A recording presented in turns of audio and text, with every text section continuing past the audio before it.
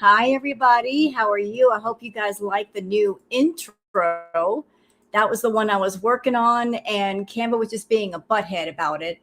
I was using music from YouTube Studio, the free songs, and for some reason, Canva was saying, no, you can't use that. And I said, want to bet?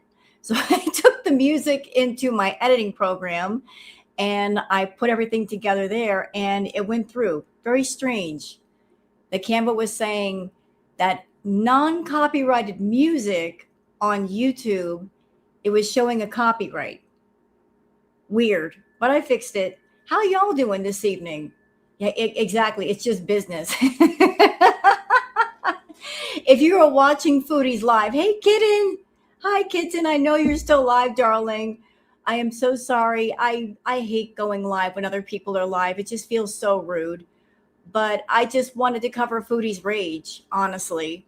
I'm not here for the rest of it. Like after a while, Foodie just like sitting there talking and begging. This is all I hear. Wah, wah, wah, wah, wah, wah, wah, wah, wah, wah, wah. That's all. I just, my, this just, all I can hear is wah, wah, wah, wah, wah, wah, wah. And I'm tired of hearing her wah, wah. It's the same stuff. She's over on her live right now, y'all. If y'all are wondering what's going on with Foodie, same old, same old. She is begging people to sub up to her, talking about her analytics, talking about what she needs to be part of Kick's partner program. Let's see, Tracy and Teardrop were fighting earlier. Uh, she started off the live saying that she got into an argument with Salah. But I have a theory if y'all want to hear it. I think that Foodie started purposely talking about Salah to get people in there. And then once people were in there, then she went right back to being boring. You know, she just used the whole mad at Salah thing to get people in there and talking and maybe get some subs. And then she's like, okay, there are people in here. I can go back to being boring Betty. How y'all doing, Purple Mia, Eileen, Kiwi Kitten, Olga, Janie? How is everybody? I know there's a lot of wonderful reactors live right now, and I don't mean to step on toes. I just got to do it when I got time to do it, and I can't do the live around 11 o'clock when I think everybody's done. So here's what's up, y'all. Hi, Brandy. We're going to do the Twitter peeps. There's a lot of Twitter peeps to go over. I've been collecting stuff, all kinds of stuff. We got foodie stuff. We got animal stuff. There's also cool stuff that I'm like, wow, this is too cool not to share. You know, just to kind of break up the monotony of foodie. That's right. And I hope you guys do enjoy. Hello, Brandy. Hello, everybody. So, how about we get started? What do you think? What do you think? Because Foodie's on her live right now, and she's like, what should we eat tonight? And I'm like, what do you mean we? It's just you. Why are you asking people what you should eat? It's going to go in your mouth and nobody else's. Before we get started, though, before I forget, I would like to throw a theory on the table, if I may. So I'm sure you guys have noticed that Foodie's been getting a lot of packages, right? Left and right, to the point where she had a mini box mountain going on top of her stove. Now, here's my theory. I remember when Foodie was living at the Canadian Villa, and she willingly gave out her address to people that wanted it. And she was getting a whole lot of packages at her place. Now, let's think back to when Foodie was showing her entire apartment, and she also showed her apartment number. Here's what I'm thinking. I think Foodie purposely did that so that people would buy her stuff, perhaps even off a private wish list, and send it to her house. A lot of people have been wondering, why does she have so many purses? Some of her purchases do not make sense. Well, it would make sense if she's got a wish list and her feedies are sending her stuff privately to her residence, stuff that she's not paying for. That's what I think is happening. That she purposely showed where she lived. She doxed herself so that people would buy stuff for her and send it to her. And wouldn't it just make sense that if she's got Foodies and they want to be nice to her, they'll buy something off her wish list, like, say, a purse. And that's why she's got 4 of them. Not because she needs 4. She's just getting free stuff. So that's just the thought. Yeah, 3 purses for a person that never leaves her apartment. Right. But it would make sense if other people are buying this stuff and they just want to buy her, say, a low ticket item. Like, oh, I'll be nice to her and I'll buy her a purse, because those normally don't cost that much. I mean, she's not buying expensive purses. Those things are fairly cheap. I would say 20, 30 bucks for a purse. Nothing major. But I'm going to react to Foodie's kick. Yeah. Well, I'm going to react to Foodie's kick because that's when she starts raging about Salah. I guess allegedly her and Salah are on the outs again, or at least that's the way she's behaving. And she's going off because he is not making her a priority. She wants him to tell her that he loves her. It's stupid. It's all stupid. I think she's resell. I don't know about that, Brandy. The purses that I've seen, not worth reselling. You know, it's, hey, sippy cups, hey, cookie. So it's like, it's not like she's buying like expensive purses that keep their value. It's all like stuff from a regular store. And they're not even cute. So it's like, if it's just not cute, why are you going to buy it for? It's all bland, blah stuff. Now, she doesn't need all them purses. You don't need them. So how about we just jump into the Twitter peeps, y'all? Because there's a lot of stuff to go over. Yeah, they were cheap purses, very cheap. You know what, Keto? I have seen better purses at the thrift store. And yes, I do shop at the thrift store. I've seen much cuter purses at the thrift store. Nice woods. Hello, Kennedy. Tell you what, you guys know what time it is. Why don't we just jump into it? We're going to jump all the way into it. It's time for the Twitter peeps.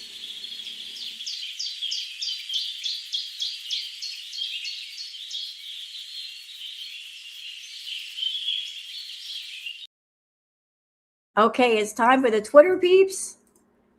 And let me just go ahead and go there and do that. Okay, so here we are. Here we are. Oops. Back to the comments. Hello, Billy.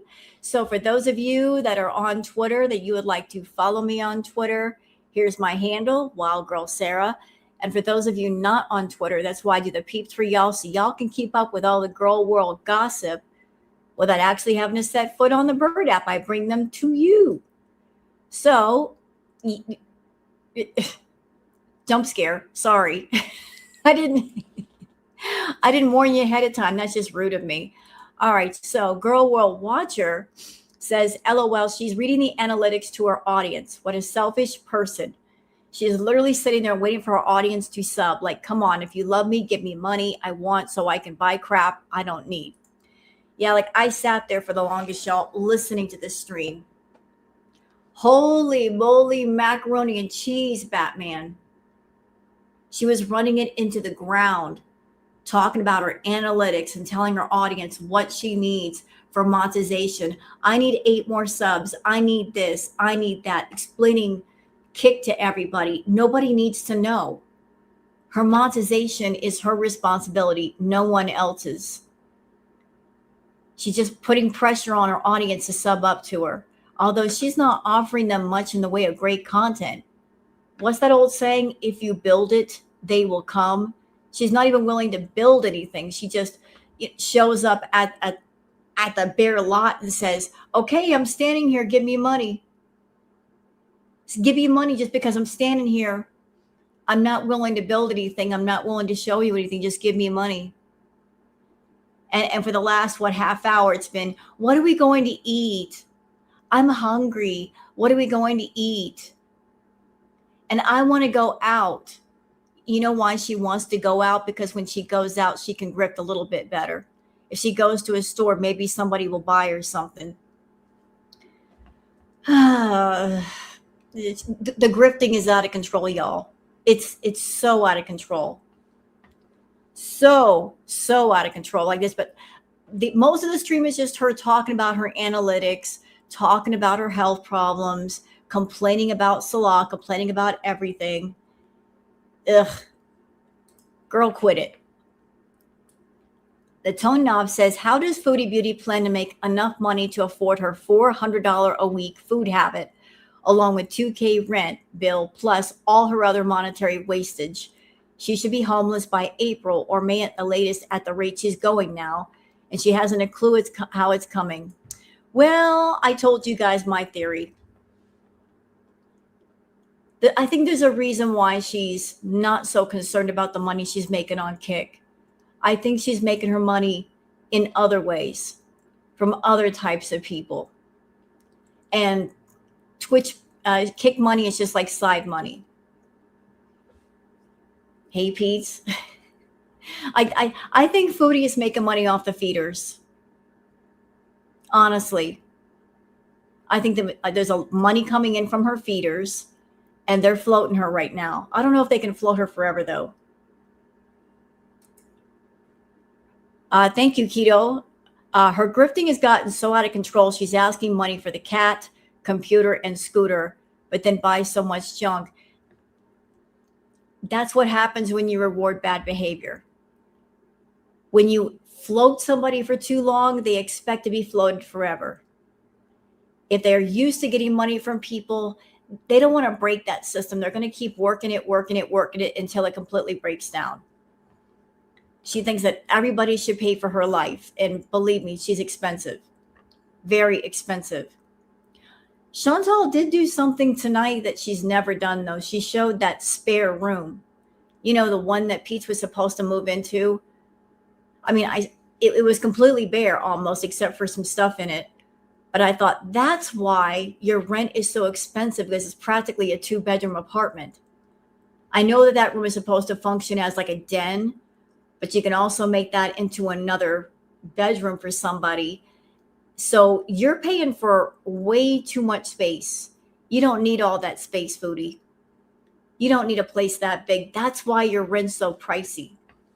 Because you really should have just like a 1-bedroom, and you practically got a 2-bedroom with all the fixings.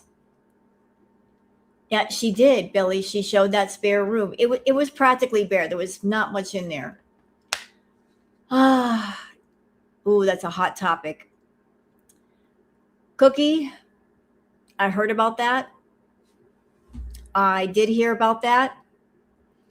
And I also heard about Chantal's reaction to that. Chantal's reaction was very, very interesting. I saw part of the reaction on Twitter. I saw that Foodie's reaction was curious, very curious.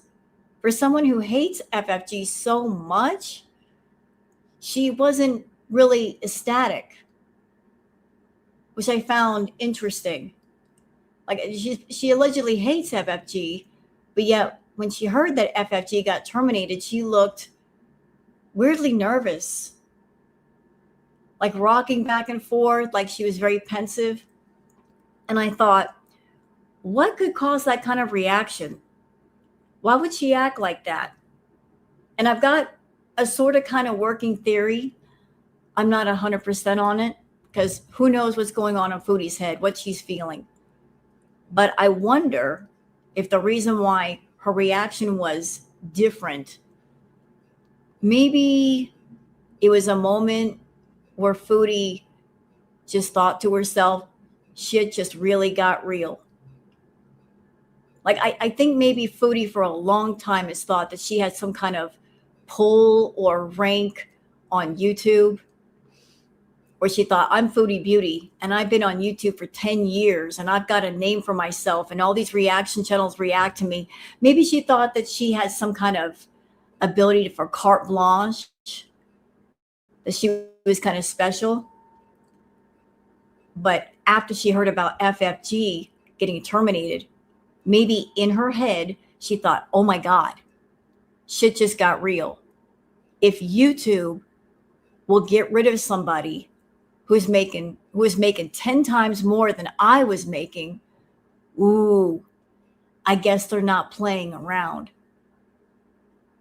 Like, maybe it was a moment of her realizing that things are getting serious. Things were getting real serious. Like it is not a joke. Like that's the only thing that I could think would explain her reaction to it. It's like, why would she look nervous? Why is she rocking? Why is she so nervous when it comes to that? Why isn't she like hopping up and down and clapping her little hands? And why aren't you happy? I thought you'd be very happy about that. But I honestly think that might have been part of it.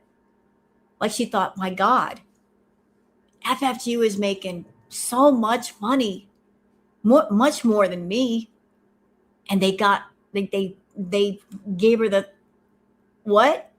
Like, but that's the only thing I can think that would cause that reaction. I could be wrong. It's okay if I'm wrong. It was just weird. It was really weird how she was acting, where she should have been really, really happy and celebrating. She wasn't. Very, very, very strange. Very strange. All right. So the tone knob says, here we have Foodie Beauty in her element doing what she does best. Begging for subs, failing to do jumping jacks, and making a complete fool of herself. Thanks to Scoutmaster Milky Chai. Hey, Milky Chai, for the opportunity to grab this epic screenshot of the beast in a natural habitat. Okay, I'm putting it on screen. Anybody that wants that screenshot, take it and credit Miss Milky Chai.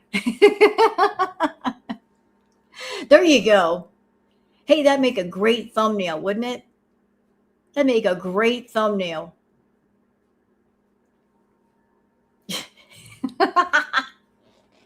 That'd make a really great thumbnail.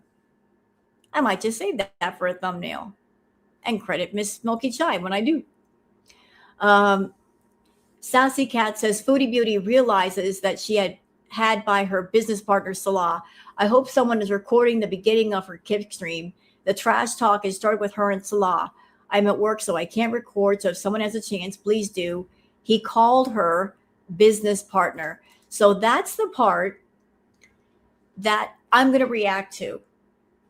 Because I honestly don't give an F about her complaining and her grip. I don't care, y'all. I don't care. I've heard it all before. I don't care. She makes my ears hurt when she starts complaining and talking about her health problems. She got on stream talking about the color of her pee. Foodie Beauty. I'm not going to talk about my health problems anymore. Also, Foodie talks about the color of her pee. What?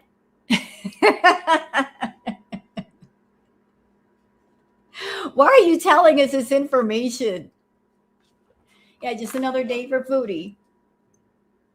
They've always been business partners. Yep. I think it's always been a business deal. It's just business, baby. Like I said, it's just business. Can someone receive a terminated channel back? Foodie did. When they took her channel, they gave it back. I have heard that Frenchie reached out to Keemstar for help. I'm not quite sure what kind of help that Keem could give Frenchie, but I don't know Keemstar. But he strikes me as the kind of person that if he does something for you, he wants something in return. He doesn't strike me as the kind of person that'll do things for free. So I don't know what he's going to want in return if he does help her. But I have heard that Frenchie reached out to Keemstar for some kind of help. But yeah, it is possible for a channel to be given back. It happened with Foodie. Her channel was taken away and then it was given back on her birthday. So imagine if they do that with someone, they can do that with someone else. So there's that. I don't like him either. He's sleazy. Let's keep going. But yeah, she was trash talking Salah. And let's see if I remember. She was going off on him. Why? Because according to Chantal, he wanted to go to Malaysia. And it sounded like he wanted her to pay for a trip to Malaysia. And knowing Foodie, she wanted him to say that he loved her. And he didn't want to say it. he just says, we're just business partners. So she's mad at him for not saying that he loved her. But then again, he wanted her to pay for a trip to Malaysia. The whole thing's stupid. Really, really stupid. But yeah, he called her a business partner. Ouch. Crochet with Ashmay says Salah called her a business partner instead of his wife. He was showing her hotels in Malaysia to pay for, but told her to leave him alone when she asked if it was a romantic trip. She thinks it's Salah who, quote, doesn't get it. Yet she's 3 years into this business partnership and can't figure out he just wants her to pay for him to travel, but also leave him alone. So let's watch the clip, y'all. Okay, what did you last hear?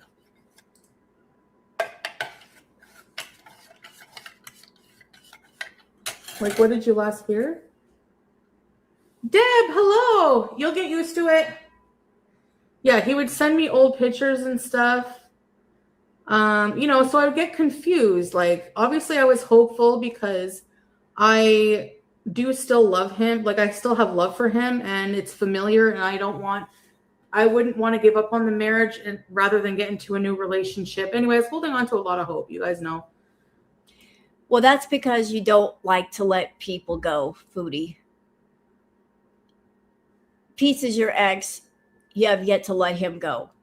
When you broke up with BB, you kept your stuff over at BB's house for over a year. Then when you started seeing Natter, to make Natter jealous, there was that moment that you went to BB's place while the man was eating dinner, and you decided you wanted to do a live stream there in BB's house and hang around where you were not wanted, just to make another man jealous. You make this even bigger. I will certainly try. Here we go.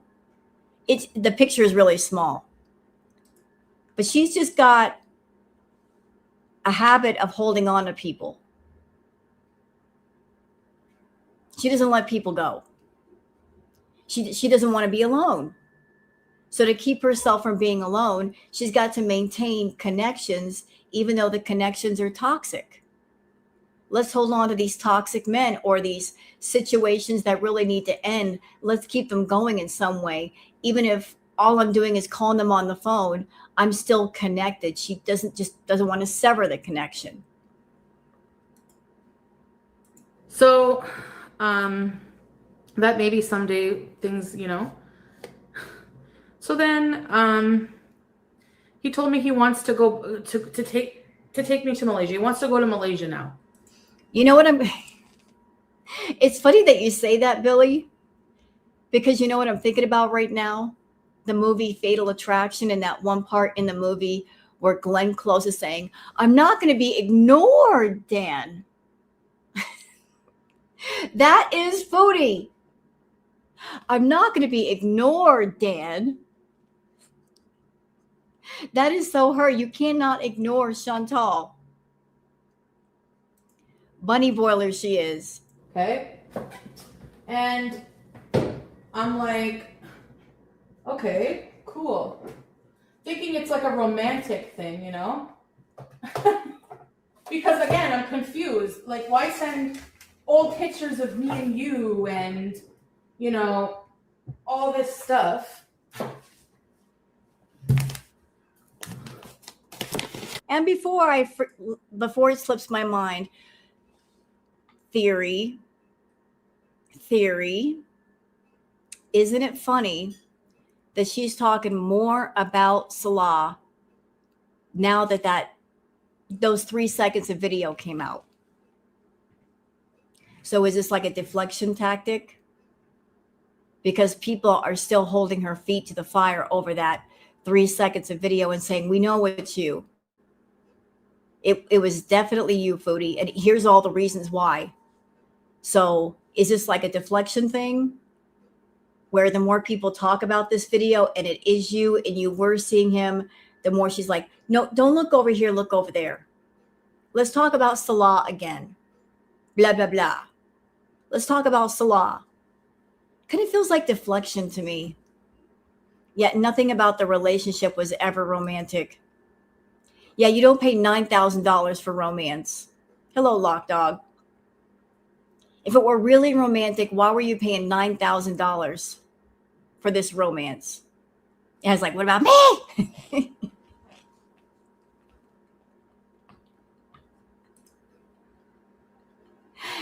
Question. Wait a minute. Michelle says, Salah sent her old pictures to butter her up into giving him money. Question. Why were they old pictures? Why aren't there any recent pictures? Why is it nothing but old pictures? Could it be because he's somewhere else? Or he doesn't want her knowing where he's at? Why is he sending her old pictures? Why will you be sending old pictures? Make it make sense. So anyway, he's like, today he's like sending me hotels and stuff like that to look at. I'm like, nice, we're talking. Everything's fine. And then I said, you know why I'm laughing? I'll tell you why I'm laughing. Just give me a minute to get my water.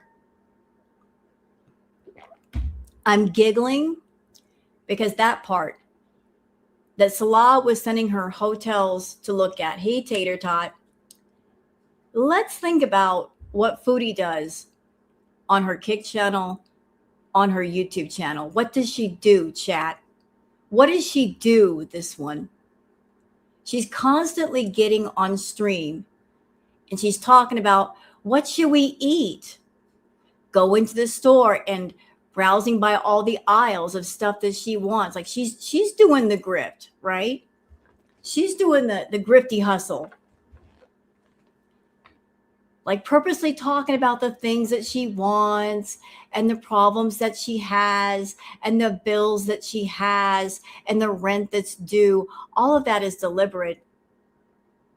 So what she does to her audience, I guess Salah did to her.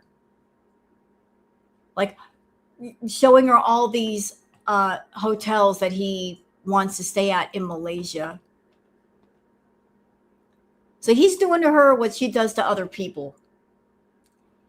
You know, I don't know about that, Mash. I don't think he's a master manipulator. I really don't think so. He is a manipulator. I'll give you that. He's a manipulative person, but then again, so is she. And honestly, I feel like they were a life lesson for each other, although neither one of them has learned the lesson and moved on. But the fact that he's, you know what? I don't even know if this conversation even happened. What's the number one rule, chat? You should know it by now. Class, what's the number one rule with Foodie? What is the number one rule when it comes to Chantal? Rule number one is what? Rule number one is what? Chantal lies. And what is rule two? She tells on herself. But she lies first before she tells on herself. So how do we know that this situation even happened? How do we know that she's been trying to get control of Salah and she's been sending him texts? You know, maybe she's looking up hotels or motels in Malaysia because she wants to go on a trip with him, and she sent that stuff looking for a response and didn't get one. How do we know? How do we know that it was him sending her stuff? How do we know it wasn't her? Like she wants to go on some kind of romantic trip so that it looks like he's claiming her, or just trying to figure out a way to get him out of Syria, away from his family. So maybe she sent him that stuff and he's just not responding. And here she is on stream lying. How do we know? We don't know. We never know with this one. it'll be good to see you again. And then he took a moment to reply, and he replied, yes, business partner, LOL. Okay, let's, I'm sorry, I'm going to back it up. Let's hear that part again. I'll shut up. Hotels and stuff like that to look at. I'm like, nice, we're talking everything. I wouldn't want to give up on the marriage and rather than get into a new relationship. Anyway, I was holding on to a lot of hope, you guys know. So that maybe someday things, you know. So then he told me he wants to go to take me to Malaysia. He wants to go to Malaysia now. Okay? And I'm like, okay, you know what? I'm sorry to keep stopping it. I apologize, chat. But just her saying that, this has to be a lie.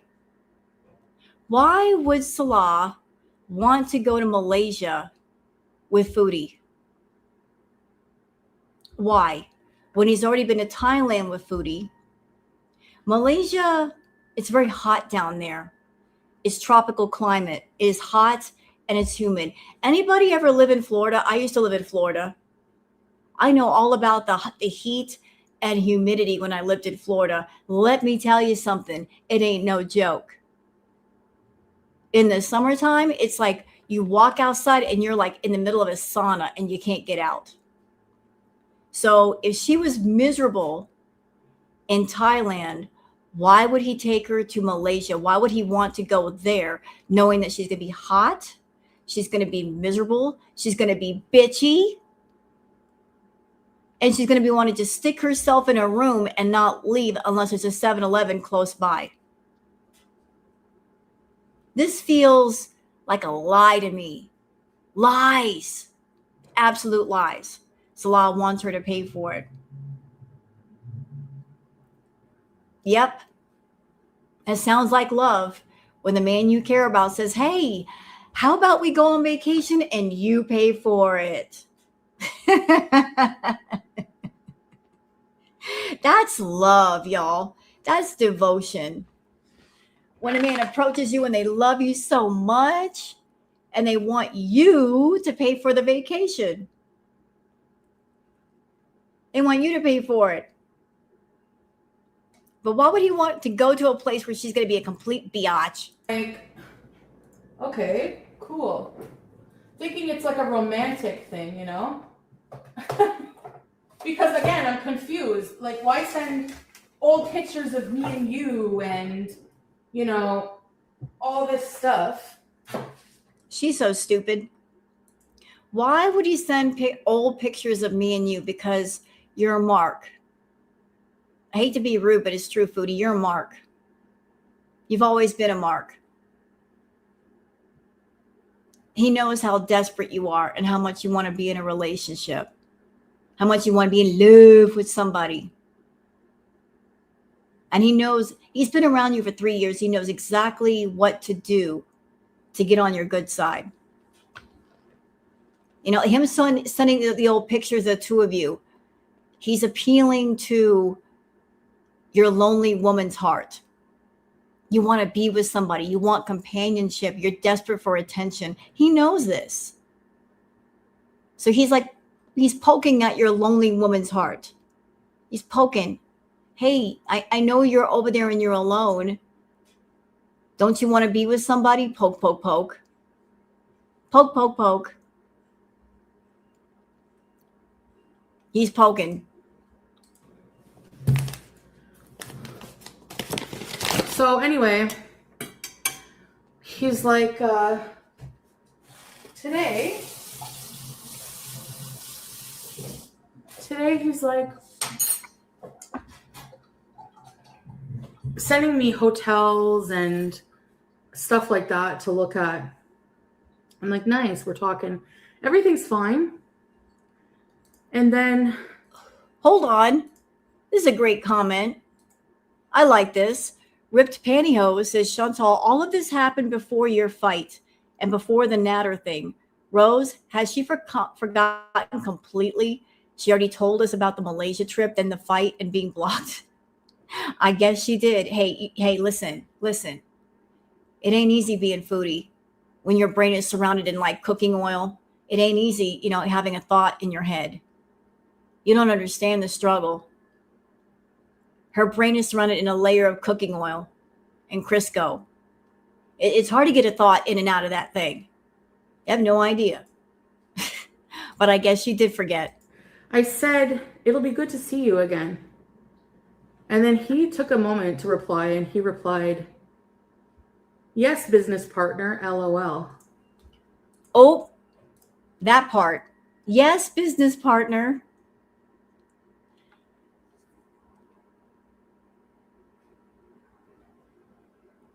Did anybody understand what just happened? If this conversation even happened in the first place. So, by him saying that right off the bat, yes, business partner, he's drawing a line.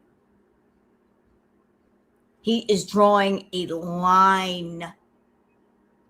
Like, sometimes there's ways of saying things without saying things, drawing lines without taking the chalk out and drawing the line on the sidewalk.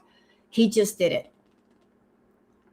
By saying to her, yes, business partner, he's saying, it's just business. I'm not looking at you as my wife. I'm not looking at you as my girlfriend. I'm not seeing you in any kind of intimate or romantic way. It's just business, baby. It's all about the money. It's just a transaction. He's making it very, very clear. There's no feelings there. There's no intimacy there. He's saying, look, if we do this trip, when we go on this trip, you're not my wife. You're not my girlfriend. You have no control over me. You have no say so over me. We can just go to Malaysia as business partners and hang out. That's what he's saying. He's saying all of that with 2 words, business partner. Cut and dried. It's a money thing. And that's not what she wants to hear. You know that had to hurt with him saying to her business partner. Ooh, that had to hurt. That had to hurt. Ooh, painful. He cut her with surgical precision. Cut her down to the bone and didn't leave a drop of blood.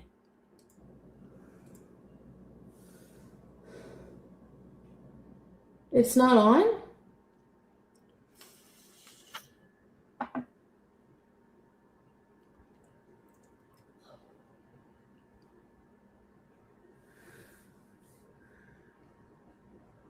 Okay. So then he's like, so that hurt me. Like, I actually like started crying because I realized I'm like, it's done. This guy is just not getting it. No, no, you're not getting it. Ma'am, you're the only one not getting it. You're the only one not getting it. We got it. We got it a long time ago. We are miles ahead of you, Foodie. You're like 2 or 3 states away from us. Okay. You got like a few days of travel to catch up to where we are. You're not getting it. It's just business. It's about the money. It's always been about the money. Always. I agree with this. It's done. It was never started. Let's be real. True. And you know what? Foodie set that in motion because she made the comment long ago. She set the playing field. She said, all a man has to do is fake love me and I will give him everything. She said that. It's on video. So if she approached Natter with that attitude just to get Salah to look at her and spend time around her, she probably approached him with that same deal. All you got to do is fake love me in front of the camera and act like you're my husband. And if you do this, I'll pay you. I'll pay your way. We'll go on trips. We'll do things. She said what she had to say. Hatted? That's a new word, hatted. I'm adding an extra D. Don't judge me. She did what she had to do, and she said what she had to say to get next to him. And I guess she thought that there'd be some kind of feelings. He would catch feelings for her later. That never happened. this comment. Why is she only looking for men for citizenship? I I don't have facts. I can give my opinions.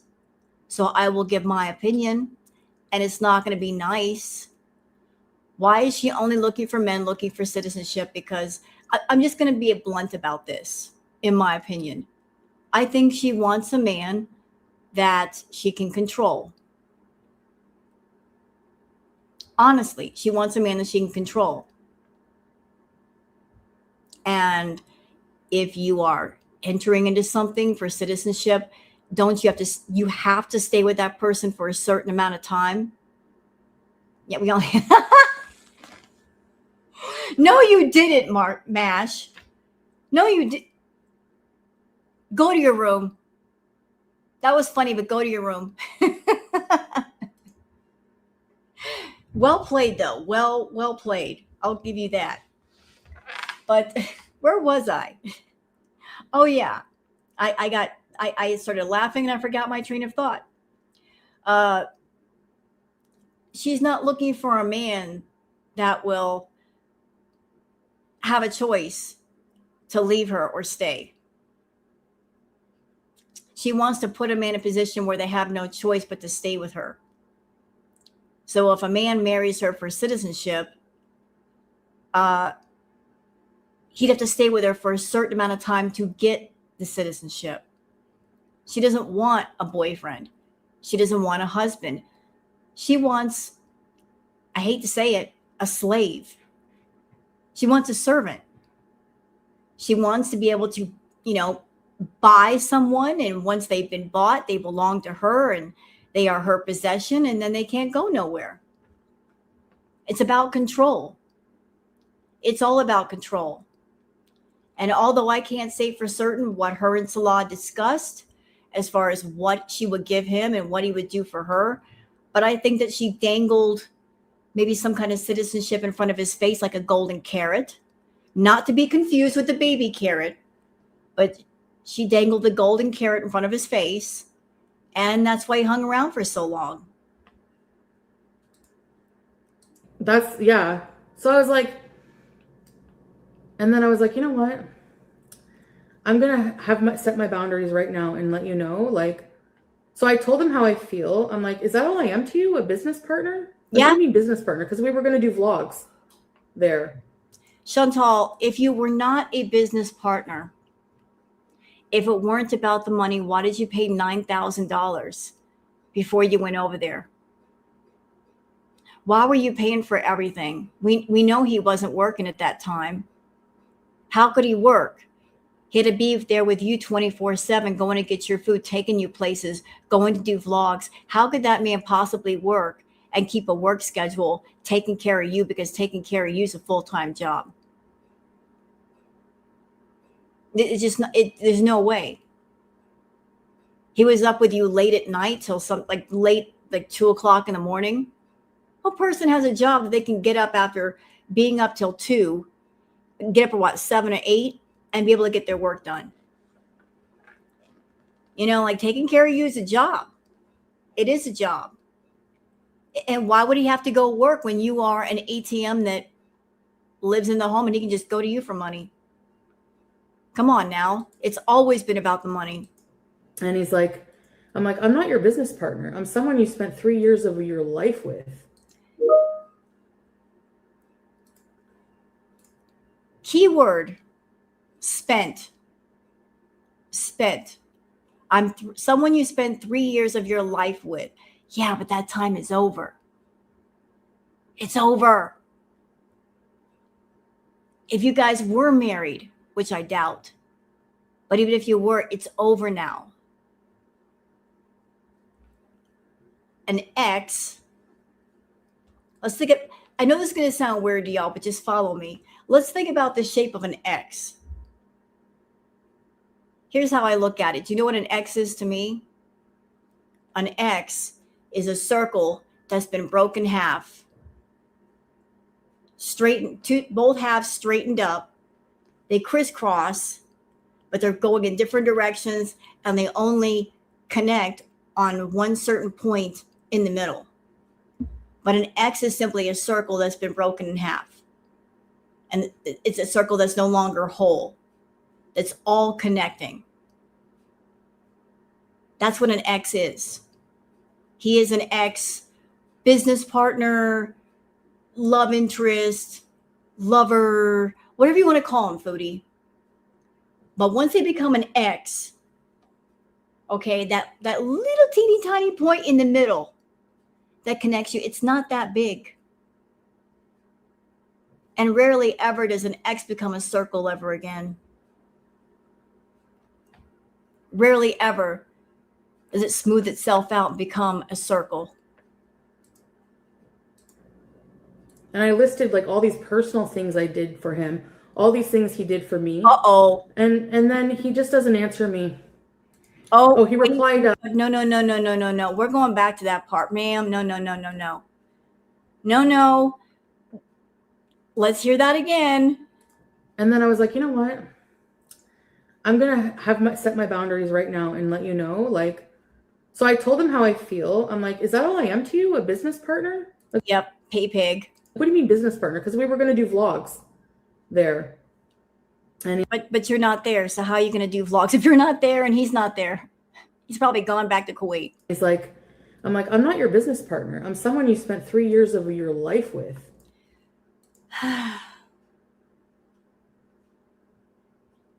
Again, he said what he said on purpose. He said business partner. He's saying without saying, Chantal, that that's all it is. He's setting you straight. You are a business partner, meaning he has no romantic feelings for you. He has no intimate feelings for you. He does not miss you. There's no nostalgia. It's just about the money. Money. He's saying, I don't care.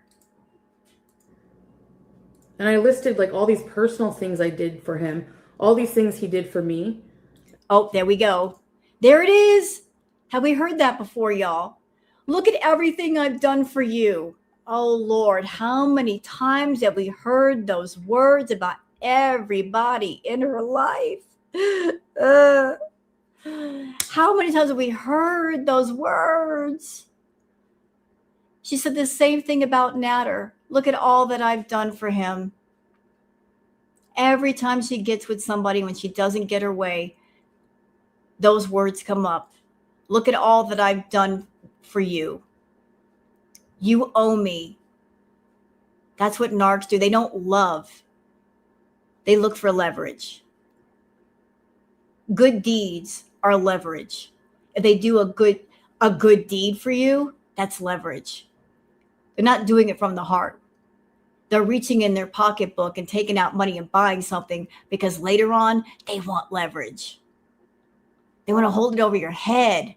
Look at all that I've done for you. Look at all that I bought for you. Don't you remember? I bought you this. I took you here. I took you to Thailand. I paid for this. I bought you an iPhone. I bought you a gaming computer. Salah, you ungrateful turd. How dare you? How dare you? Look at all that I bought for you.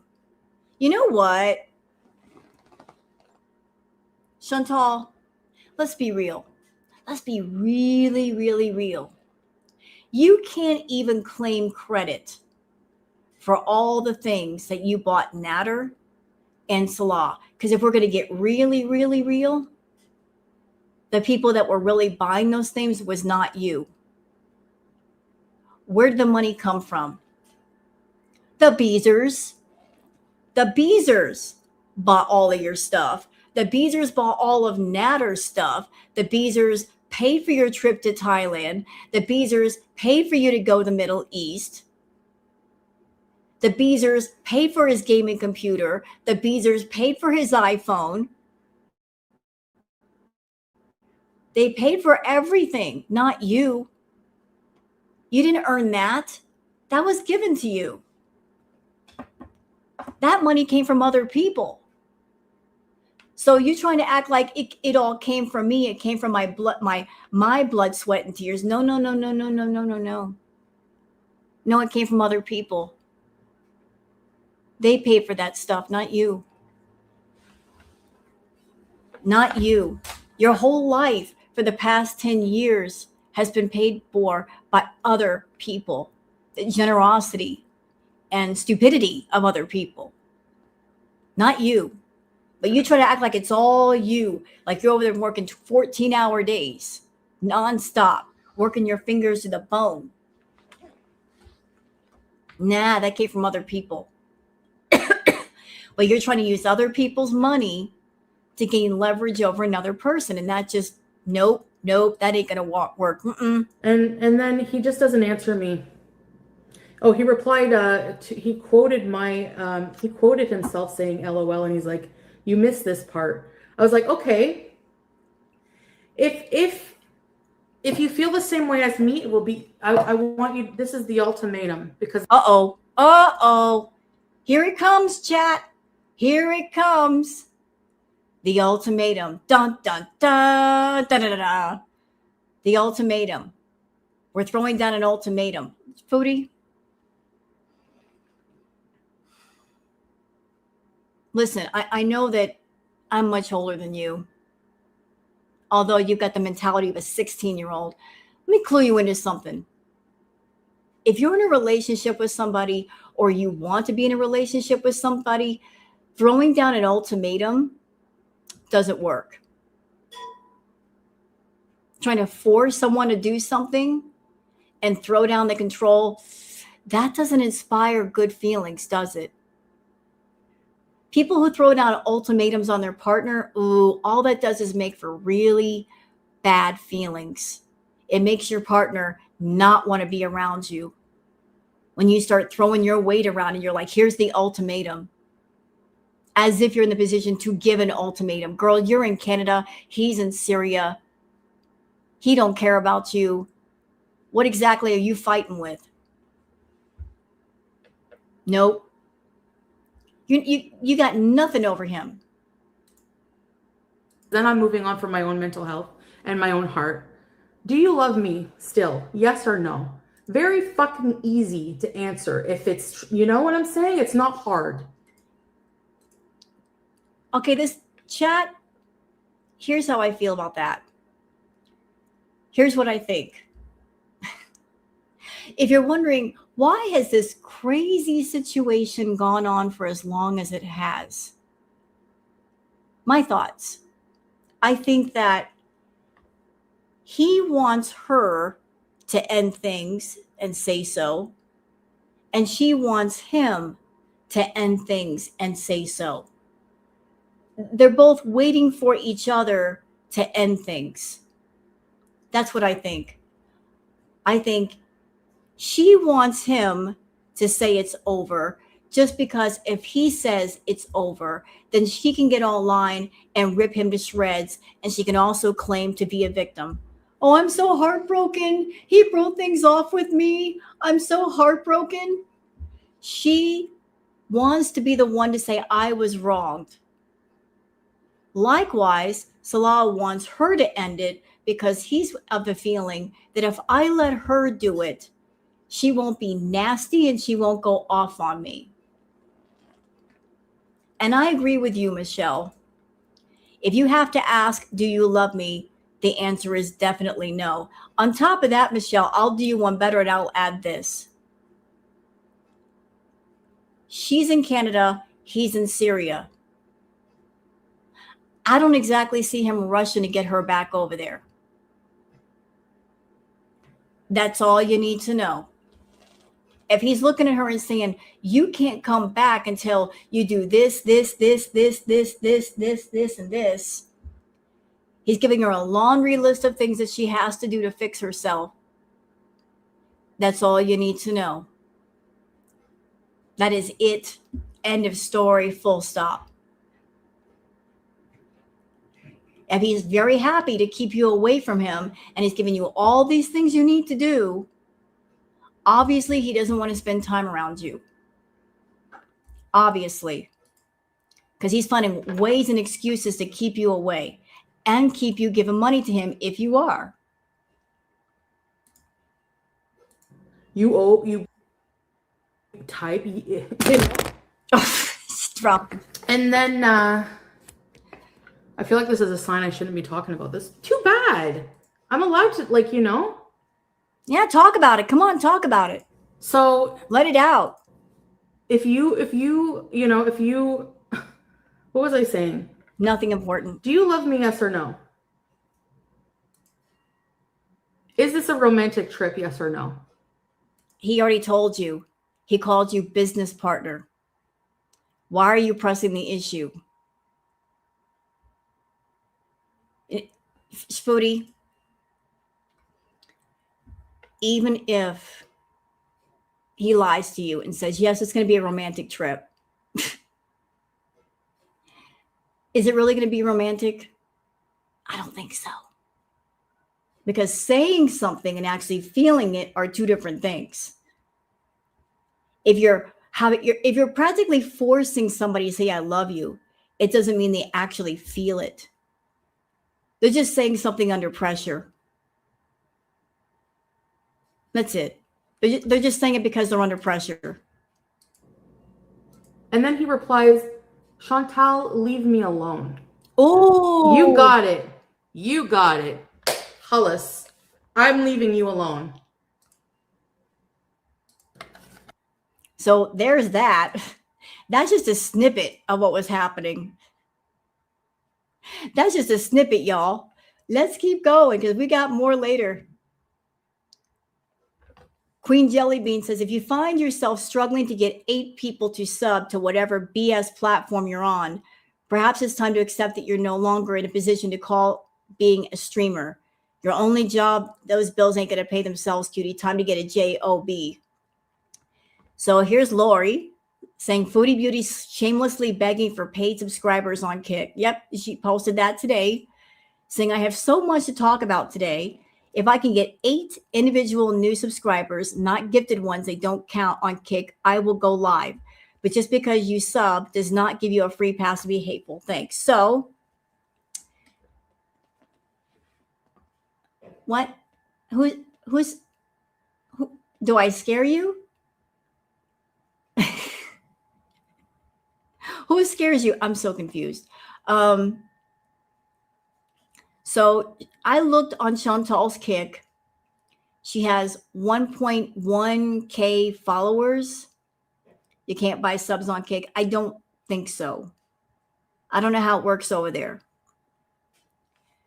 But when I was watching the stream, Chantal was doing their extra grifty thing of, if I get a certain number of subs, I'll go do this. If I get a certain number of subs, I'll go do it. Like, it's like she's holding good content hostage.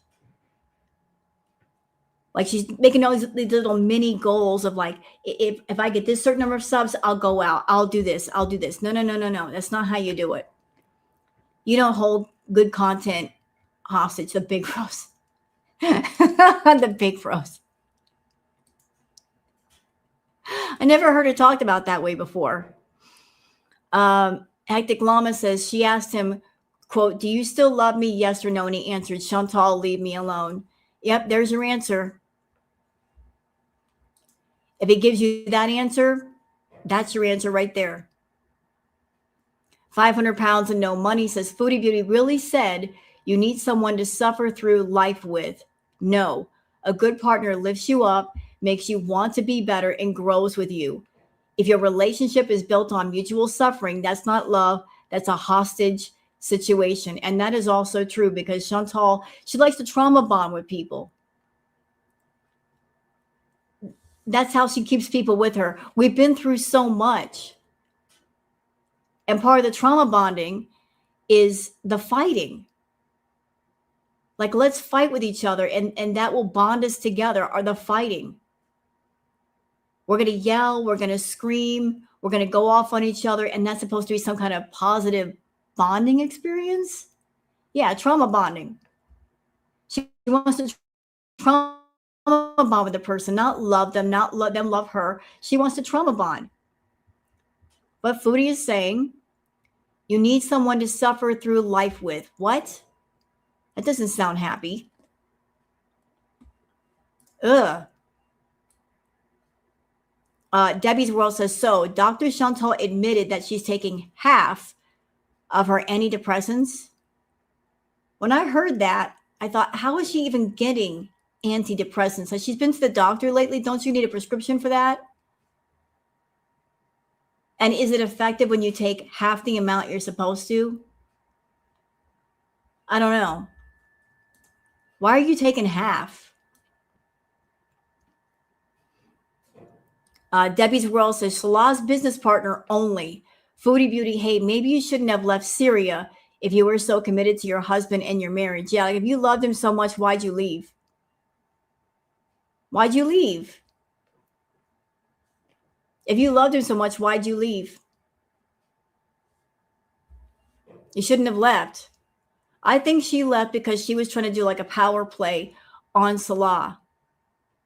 She thought she was doing something. That if she left, that he would beg her back. And he hasn't begged her back yet. And we're going to find out why during the stream. Yup says, Foodie Beauty insists she's still married, so she can't date, seek relations outside her marriage, and blocking Salah achieves nothing towards legally ending things. She will continue being his legal next of kin, and he'll continue being responsible for her. I don't think she wants to let go. She signed some kind of paperwork before she left. Are we sure that it was divorce papers? Are we sure it wasn't some kind of legal agreement between them, some kind of contract? How do we know what those papers were?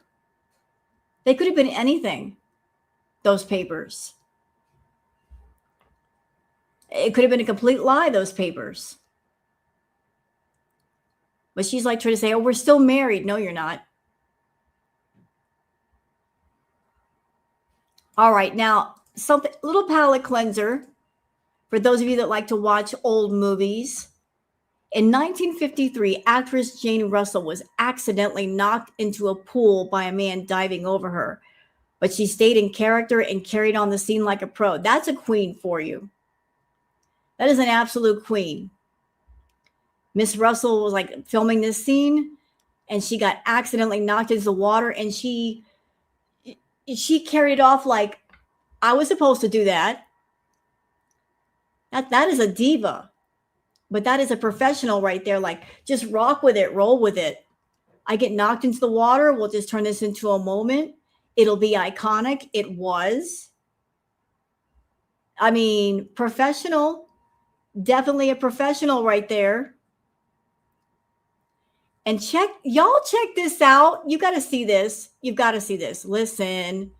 Okay. Leo Da Vinci Wave says 1952 Howard Hugeness motorhome. Look at this thing. Look at it. Just look at it. How awesome is that thing? It's giving me 1950s diner realness. Look how gorgeous that thing is. It's huge. I just want to show that to y'all because I'm sure you've never seen anything like it before. I know I haven't, but the inside thing is amazing.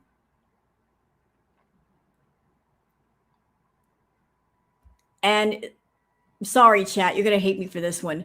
Crochet with Ashmay says, it's one thing to spill something on it, but to have your body imprinted in a BO stain, OMG. Oh.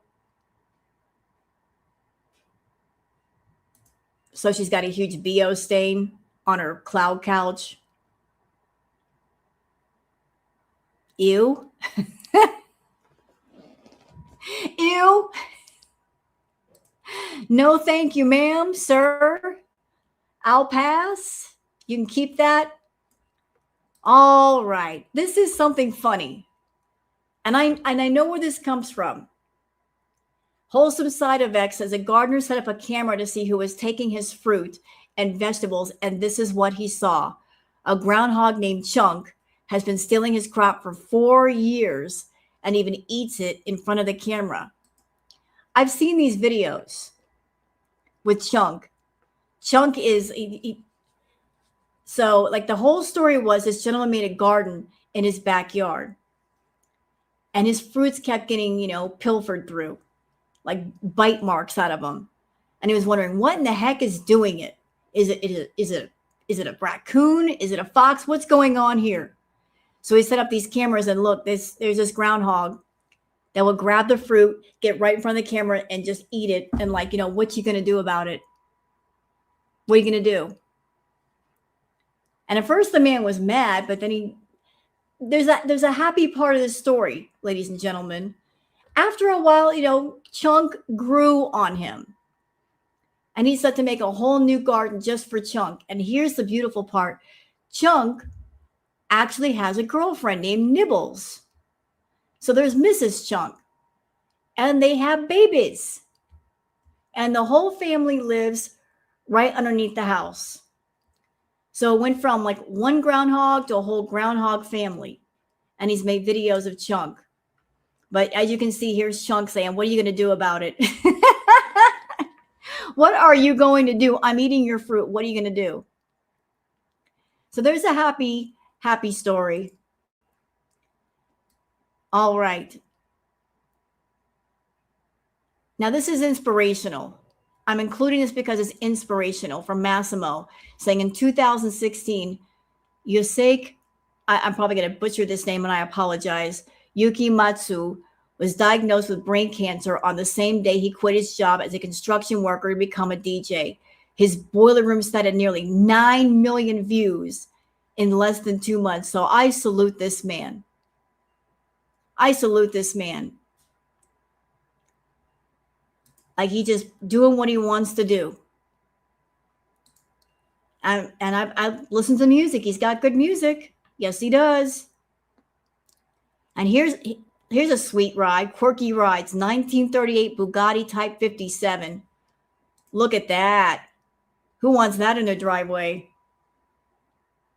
Sweet. That is a car. You don't see anything like that anymore. No, you don't. And this, ladies, check this out. Historic vids, a wedding dress handmade by the bride using the material from the parachute that saved the groom's life during World War II. So this wedding dress is made entirely out of a parachute, but not just any parachute, the parachute that saved her husband's life. Talk about some creative ideas. That's a parachute dress. Amazing. What an idea. To make the parachute that saved your husband's life into a wedding dress. Applause. Applause everywhere. What an idea.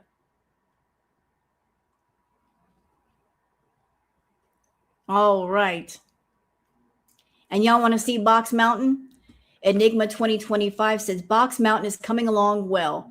No wonder Salah got angry and often told her that she was dirty.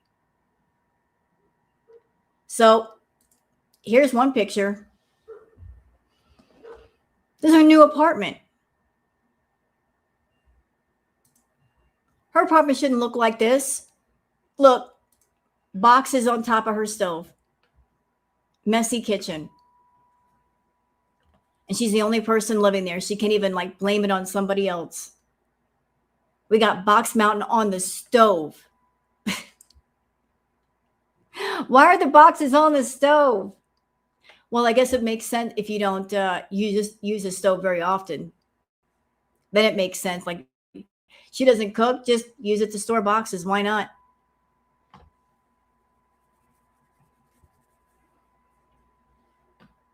What else we got here? Oh, for those of you that did not hear, Foodie Beauty went off on Falafel Reacts. And here's the crazy thing. Falafel was actually talking about the person in the store that was harassing Foodie for pizza. She wasn't talking about Salah, but Chantal thought that Falafel was talking about Salah, and that's when she went off. Well, let's see what's going on here. Falafel Reacts. Foodie Beauty sniping me, sniping her was not on my 2026 bingo card, but that was my only bad. It really should have been. Let's watch. Who's this stupid idiot yelling at for no reason? This is what she should have told him. You'll never find a love. You'll never find a man. You'll never find love. You'll never find a man. No. This is what she should have said. Don't talk to me. Where was that?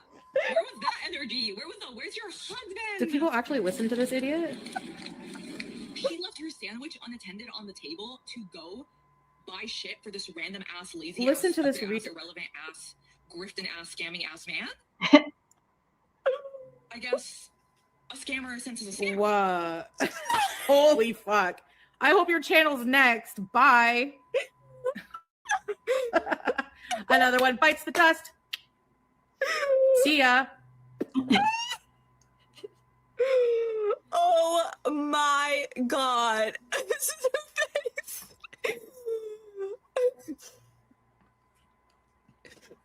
I want to thank the Academy. I want to thank my mom. I want to thank my dad. Amazing. Idiot. Yelling at her for Amazing. no reason. This is what she should. Oh boy. That was great. That was great, Falafel. Like, but Foodie, I thought you didn't pay attention to the reaction channels no more, right? That's what you said. You don't get into the drama. You stay out of it. You're focusing on yourself. But here you are going off on Falafel. How are you late? Not that late. Not that late. You're good. But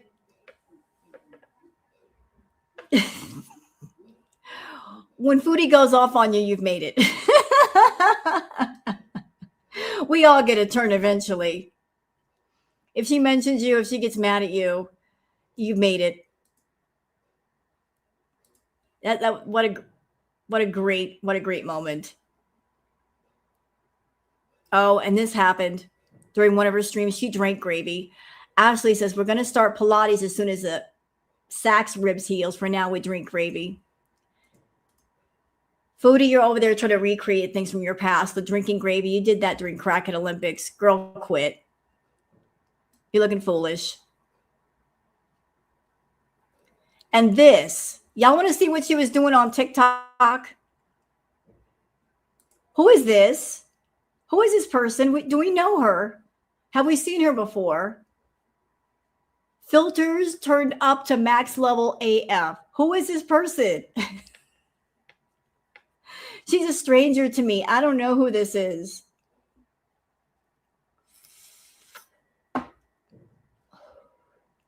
She was on TikTok getting the gifts. Who is it? Billy, do you know who this is? Who this? I've never seen this person before. This is unfamiliar. Will the real Foodie Beauty please sit and spin? Filters turn up to max level. Girl, that skin smoothing filter is working. It looks like AI. Oh, wait, it is. That is AI. That new face, who this?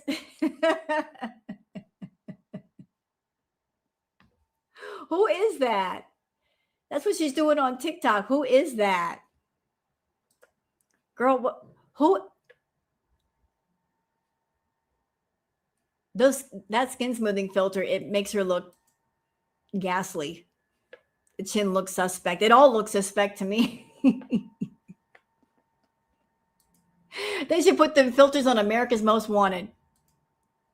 I swear to God. Aw, nature. Chunk Skunk loves to play. Finally, she gets to play with an ostrich egg. Look, who wants a skunk as a pet? Can you imagine having a skunk as a pet? Look. He's cute. Walking on them little legs. I want a skunk as a pet.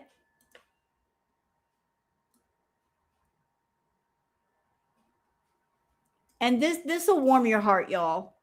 Those of you that might live in a small town or not, or have been. Brian Romel says, such a beautiful thing to have a place like this. In Arcola, Illinois, a coffee cup isn't just a cup. It's a badge of belonging. At Errol's Pharmacy, Locals explain the unwritten rule. Drink 100 cups to earn your name on the rack. Then wait your turn. The cups tell the town's history. The mechanic who helped Lindenberg, the veteran whose cup still bears a star, the regulars everyone recognizes. And the detail that hits the hardest, when you die or leave town, they take your cup down. In Arcola, a cup on the wall quietly means you're still here. Wow, what a tradition. What an amazing tradition. Like it's a sense of community. That is so sweet. What a great idea to get people together and hold them together.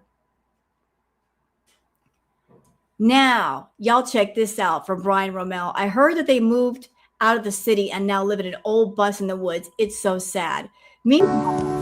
Meanwhile, let's talk about this bus in the woods that's supposed to be really sad. Look here. That entire 2-story house in the woods. Look, I wouldn't mind.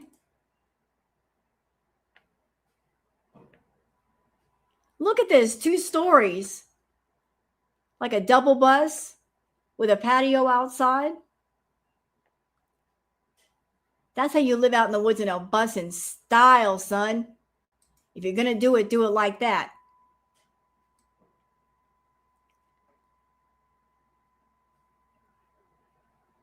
All right. Anything else we got here? I could probably sit here all day. But then I wouldn't be able to get to the live stream that y'all want to see.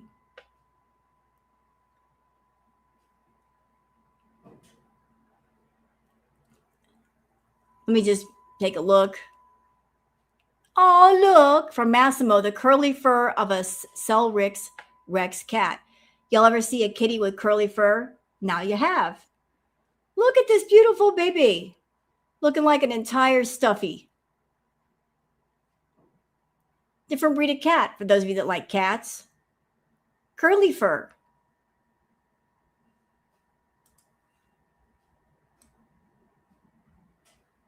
All right, I think we'll just cut it off here with the Twitter peeps.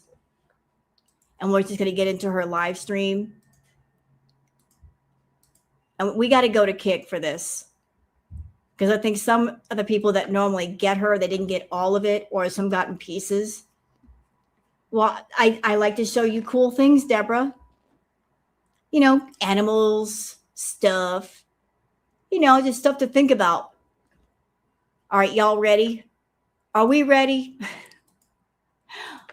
Are we ready? I think we're ready. I think we're all warmed up now. This is another face. Who this? We just saw her face on TikTok. Who is this one? Who is this? Her faces keep changing, man. I can't keep up with Foodie.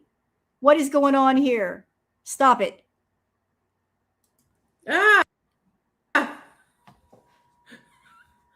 My skin without filters. Wait. I need coffee. Oh my gosh. Bags under my eyes. It did, didn't it, Michelle? My God. Shoot. I'll be right back.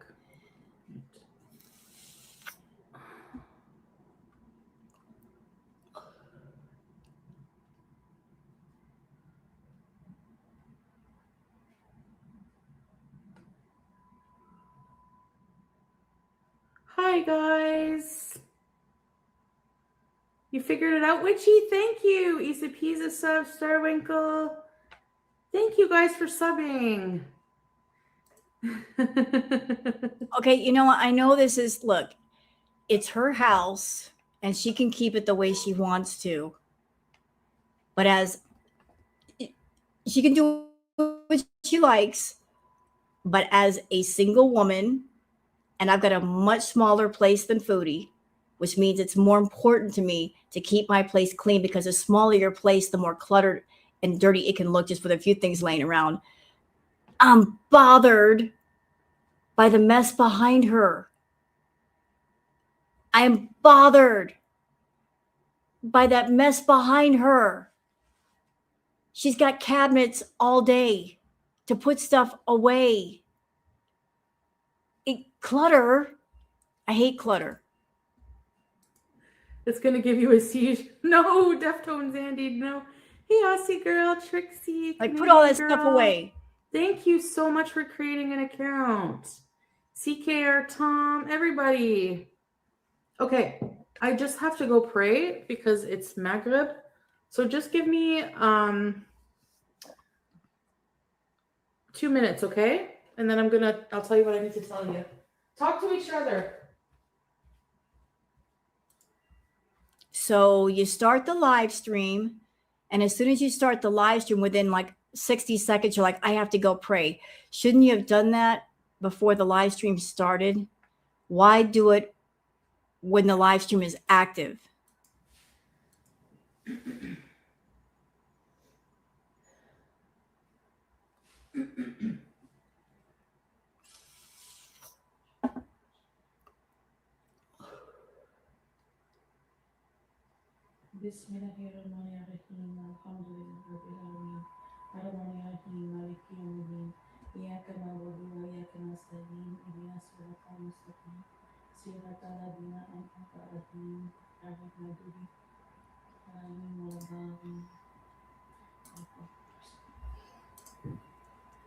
And this is just me talking. I would think that praying would be a personal thing. Yes. I mean, yeah, you can pray in front of people, but in a situation like this, wouldn't it be more appropriate to make that a kind of a private, personal moment rather than do it with a live stream running? Because it feels very performative to me. Like if you meant your prayer, why not do it off camera when the camera isn't running? And that way you can focus on what you're saying and you can mean what you're saying.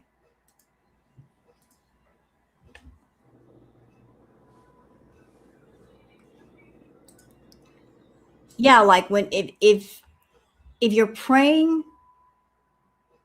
almost in front of a camera, it feels very performative. It does. It's a performance, not a prayer.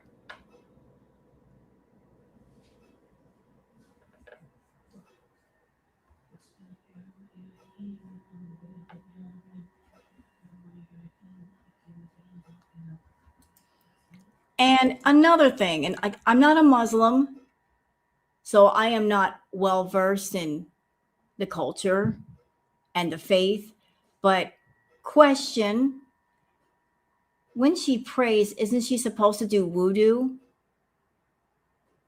Like you're supposed to cleanse yourself before you pray? Like, what, isn't there supposed to be like wudu that happens before the prayer? And I'm pretty certain that doesn't that take more than just a couple of minutes? Unless she's praying a different way.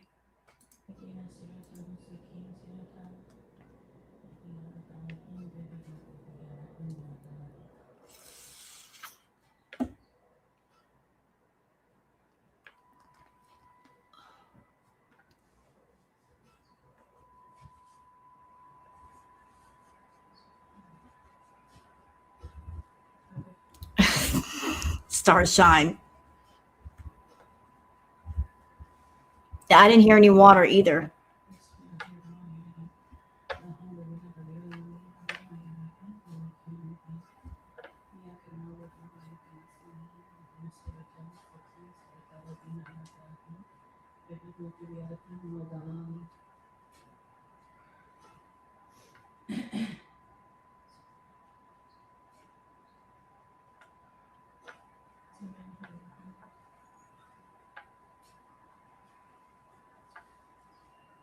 And this is during the live stream is running and people are in the room.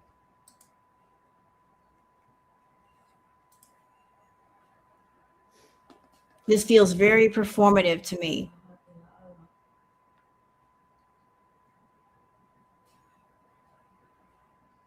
Come on, Foodie, come back.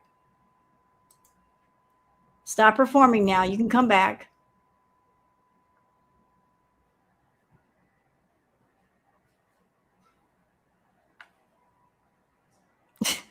Sorry, y'all. I didn't know she was going to do this. All right.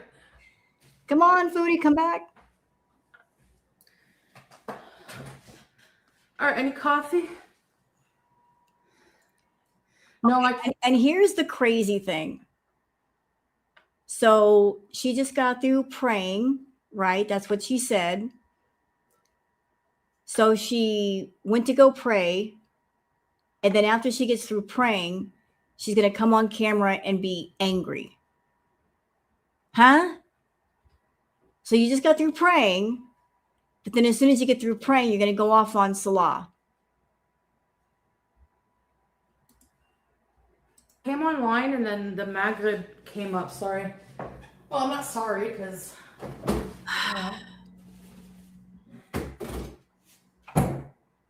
Sorry, peeps, but God comes before y'all. Okay. I have a clean pot. Proof. All right, so I want to know if I'm the asshole. I'm not talking about. I think it's wrong to reveal secrets or talk about your relationship, bash your husband. I'm not going to do that. But what I want to do, because I'm going crazy, is tell you why I've blocked him out of my life for good. Forever. So you're basically contradicting yourself. You just said it's wrong to reveal secrets, but there is no but. There is no but. It is possible to be with somebody, and let's just say the two of you don't get along, you don't see eye to eye. It is possible, Foodie, to be in a relationship and even the relationship goes sour for both parties to keep their mouth shut. Just keep it moving, keep it pushing, and nobody talk about the other. But you're frustrated with him, so you're going to let out your frustration. And I think that's also deliberate and manipulative. You're using your audience to get back at him because you're taking advantage of the fact that it's just your side of things. There's not his side of things, not yet. So you're taking advantage of the fact that nobody can hear his side of things. So you can say whatever you want. Okay? And he's leading me on. You're going to think, duh. No, I didn't get it till now. And I don't want bashing of him in the chat. Just listen to what I have to say, okay? So, and he is my husband because we're still married. Technically. If you don't file for divorce, you're still married. All right. How do you know he hasn't filed for divorce? How do we even know the two of you are really married? I remember a while ago that Salah's former friend or maybe current friend, Allah, came online and said, yes, that Foodie and Salah were married, but only for 1 week.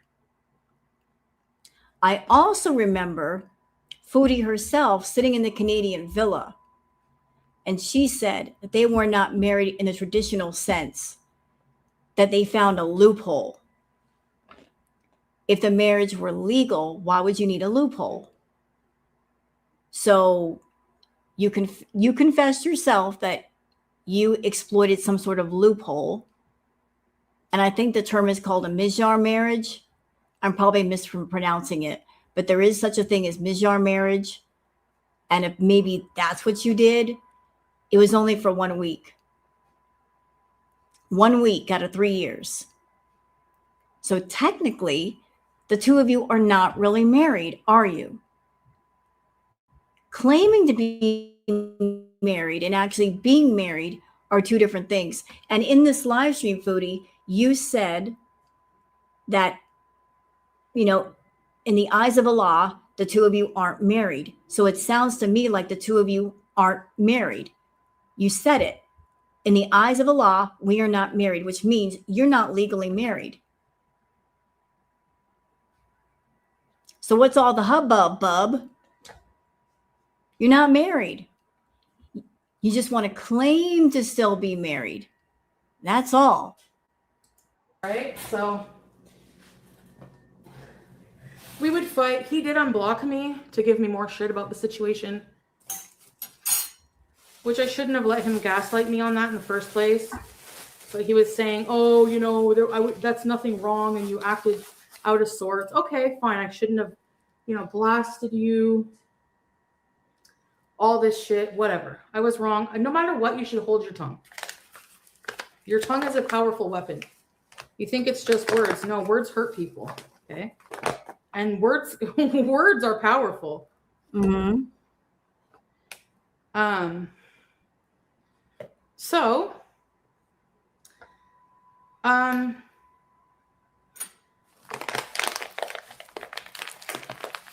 Yes. we've been talking, and then he tells me, I think yesterday or the day before, like basically we had an agreement. Okay, I'll tell you what our agreement was. Hi Teardrop. Hi everybody.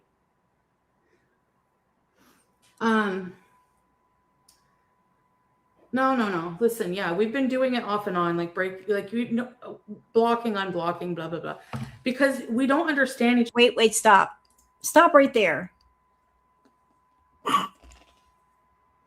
So you're playing the same games with Salah that you played with Nader, because I remember that this is sounding familiar to me. I remember when you and Nata were going back and forth, you're both playing those silly games of like, I block you, you block me, we unblock each other, then we block each other again. Hi, Claudia. You guys are playing the block game with each other. I block you, you block me. Somebody goes online, says something, and then somebody gets unblocked. You're doing the same thing with Salah. You're playing the power play games, aren't you, Foodie? Because Chantal likes to use negative means as a means to get emotional responses out of people. She thinks that if she takes the negative road, that somehow that's going to lead to a positive response. That if somebody gets jealous or they get angry or they lash out, that must mean that that person cares about her. Oh, he responded. He must care. No, you pissed him off. It's a stupid, immature game that these two grown people play. And it's so embarrassing because she's in her 40s, he's in his 30s, and they still act like this. We got some 30, 40 something year old people acting this way, playing the block game, playing phone tag. What?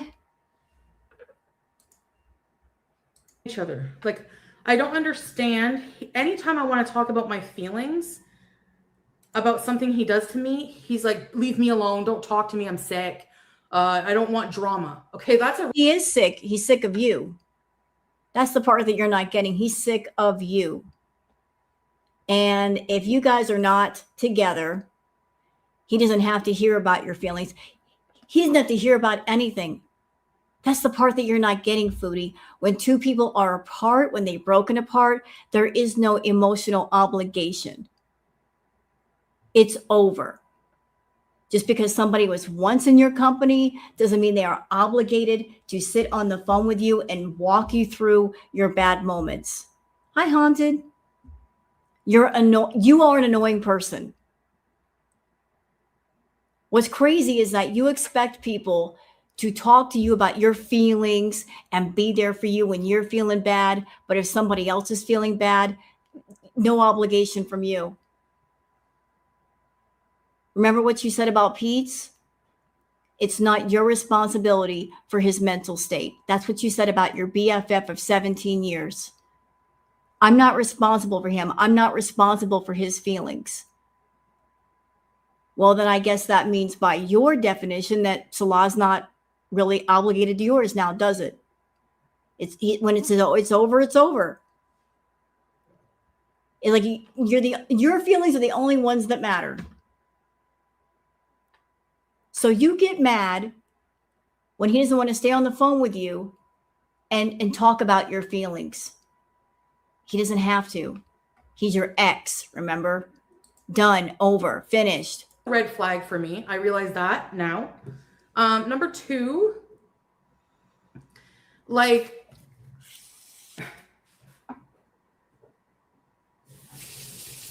the whole point was I was going to work on myself. Okay, what about you? You're not perfect either. So why do I have to change all these things? I have to change things for the better for myself. I agreed on that with him. I saw that as a caring thing from him. Not as a like, I'll only be interested in you if you change this. Fine. Well, I'll only be interested in you for certain things too. And you know what? I took that advice. I'm working to better my situation. And you know what? I might even outgrow him at this point. You already have, Foodie, just not in the way you should be outgrowing him. You've certainly outgrown him. You've definitely done that. Because I'll tell you something. I don't like gaslighting from anybody. I don't like making my feelings be invalid, okay? So he's unblocked me. We've been talking. Not super romantic, but I'm confused because he would send me old pictures of him and me. And then, are you guys there? Say yes, because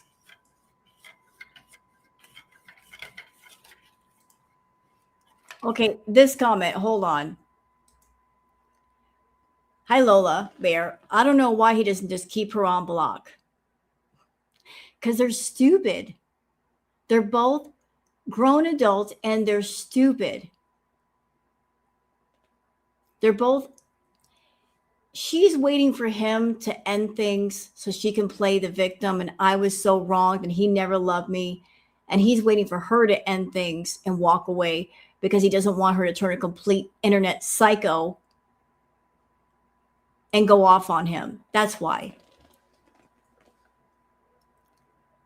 She wants him to end it completely so she can be the victim. Oh, he broke my heart. He cheated on me, blah, blah, blah, blah, blah. And he wants her to walk away because maybe he's under the impression that if she does it, it'll be easier and she won't go off on him the way that she could. Hey, Goose. Goose. How are you, Goose? Hey, Goose. What you did last night, bitch. You know I got to do this to you. Fuck you. I'm still blind. I had to put ice packs on my eyes and use a gallon of eye bleach after what you did. You suck. Love you, Goose. You still suck, though. Your phone is at 16%. Plug it in, you silly goose. Plug it in. Plug it in the charger now. Did she send me more pictures? No, she showed a bunch of pictures last night. I'm still traumatized. Have you seen my community post? What did you do? Goose, what did you do? What did you? You better not adopt.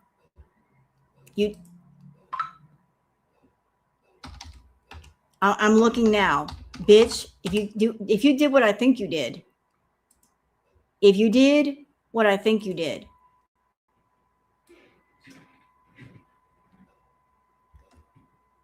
I can't even show that on.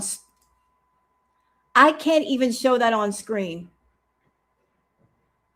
You know I can't show it on screen, right? Just because it's showing a little bit too much of the back. Rude. Absolutely rude. Oh my God. And you have the audacity to come in here? Describe it. You know what? Hold on. I can't show it. It's foul. It's foul. You're foul. And you got me sidetracked from what I was doing. I hope your phone does die on you. So you can't look up any more pictures, Goose. That'll teach you. I'm not looking at the picture. I deny that accusation. I just went to go look and I was trying to share the link because I can't show it on screen. Boo, Goose.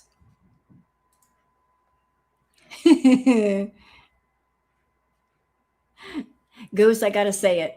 Don't talk to me.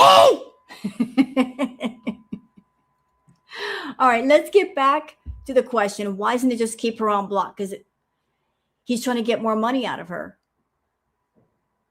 Because she's stupid enough to maybe give it. Because at one time she was a very good pay pig. And he's over there like shaking her pocket, looking for that little bit of change. Is there any change in there? Can she reach her little chubby hand in there and get it out for me?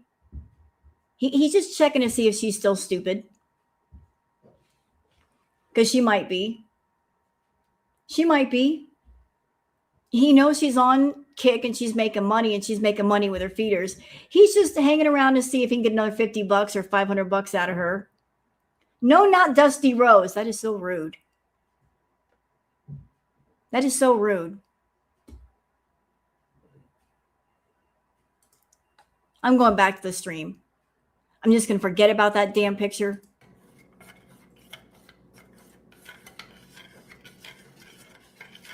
I'm here.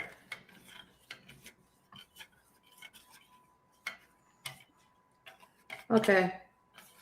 We're online again?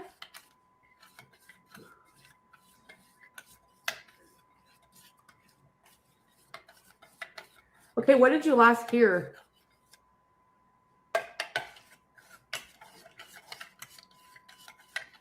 Like, what did you last hear? Okay, hold on a minute. Shut up, Foodie. I'm done with you for a minute.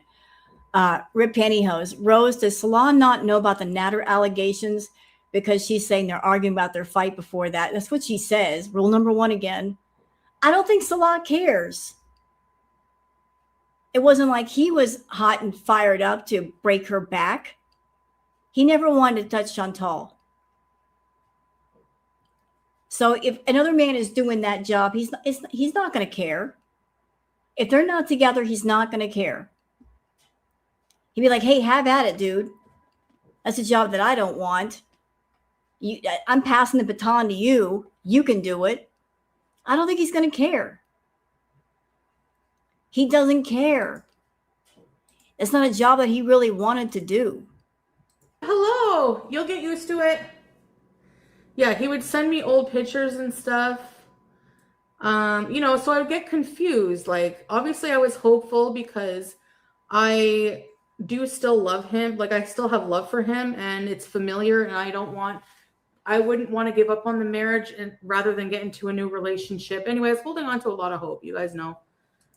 So, and Foodie's going to hate my ass for saying this, but I'm going to say it anyway. This is just my opinion. I think since Chantal likes to use money to attract men, that is her strongest selling point about herself. The fact that she doesn't have as much money as she used to have, and she's lost the ability to use money as a golden hook. And I've said this before. In my opinion, I think Salah is the last one that she can sucker into being around her. He's the last one. There's going to be no new faces, no new love interest. And she knows it. That's why she's reaching back into the past for a guy that he'll take whatever money out of her pocket too. He's the last one. She can't like romance scam or catfish any kind of new guy. They're not going to fall for it. She doesn't have the income she used to have. So she's hanging on to Salah and she's hanging on to Natter. And if both of them let her go, she's going to be completely alone. The only person that might take her on is Pete's, but I don't think he really wants to either. That maybe someday things, So then he told me he wants to go to take me to Malaysia. He wants to go to Malaysia now. Okay? And I'm like, okay, cool. Okay, you know what? Just a personal note. I have learned over time that when Chantal says something, if you reverse it, you'll probably get more of the truth. So when she's saying that Salah wants to take her to Malaysia, reverse that. I think she might have gone to Salah and said, let's do a romantic vacation together, because she's the romantic one in all this. She's the one that wants the love. She's the one that's desperate for love. She wants to do something romantic because she wants to validate, I'm with a man and this person loves me. She's the one that pays for things. So reverse it, y'all. I don't think that he came to her and said, let's do a romantic vacation. I think she went to him and said, hey, let's go to Malaysia. Let's go. Because somebody in the chat pointed out earlier, and I'm sorry if I'm not giving you proper credit, that because of his passport, there's only so many places that he can go. Malaysia being one of them. That's why they went to Thailand. So I don't think he proposed that idea. I think she did. Because, look, I'm going to tell y'all, I did a private reading on Foodie a couple of days ago. Like where her head was at. What I kept picking up is that she does not want to stay in that apartment. She wants to get the F out of there. More than likely, she's going to break the lease. She's going to run. She wants to run. She's thinking about running. She doesn't know where she's going to run to, but she's planning something. Don't know what it's about. But she wants to run. She wants to break that lease. Because, she's got to be there for 14 months. That's a long time. She wants to get out of there. So wouldn't it just make sense that she might be proposing to Salah to go to Malaysia? I've also heard the cost of living over Malaysia is very, very cheap. So I think it was her idea, not his. And maybe he didn't go for it. Thinking it's like a romantic thing, Because again, I'm confused. Like, why send old pictures of me and you and, all this stuff?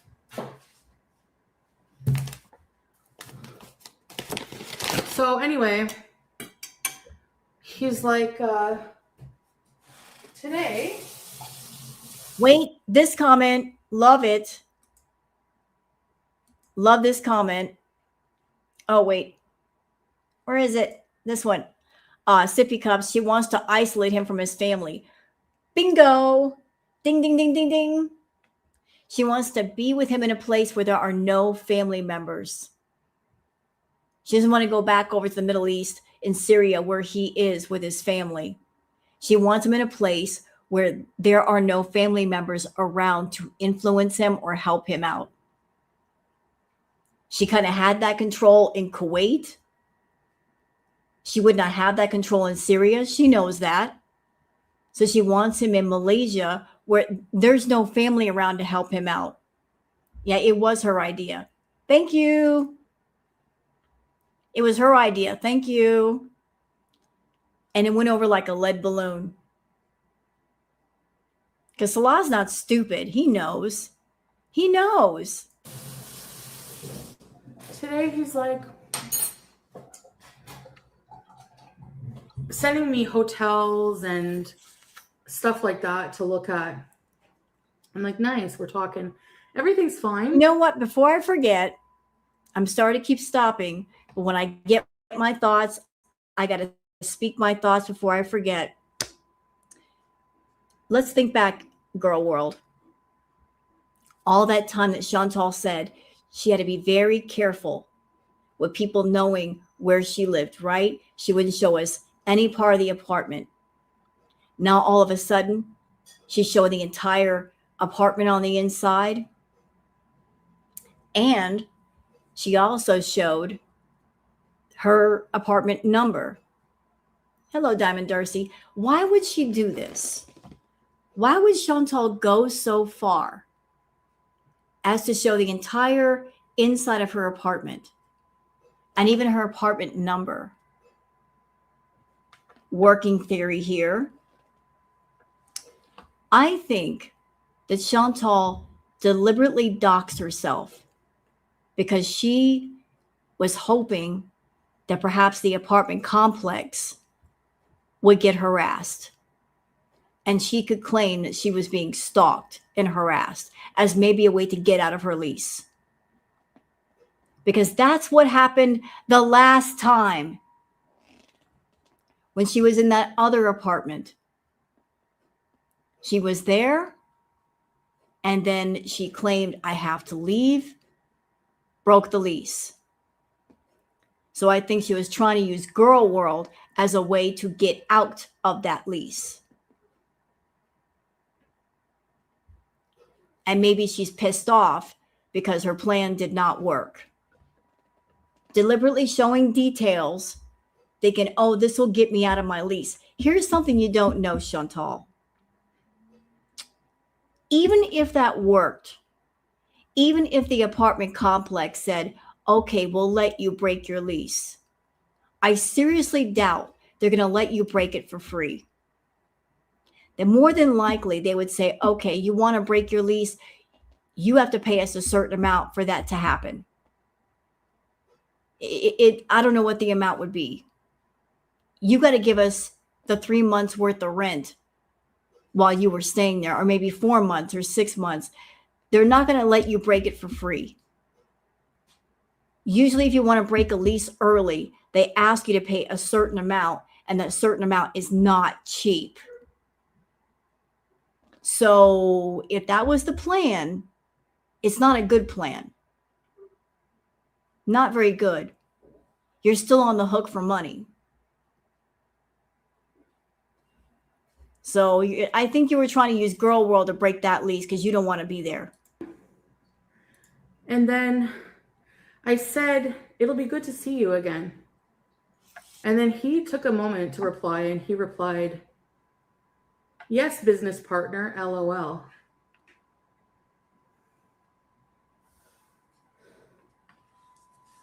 It's not on?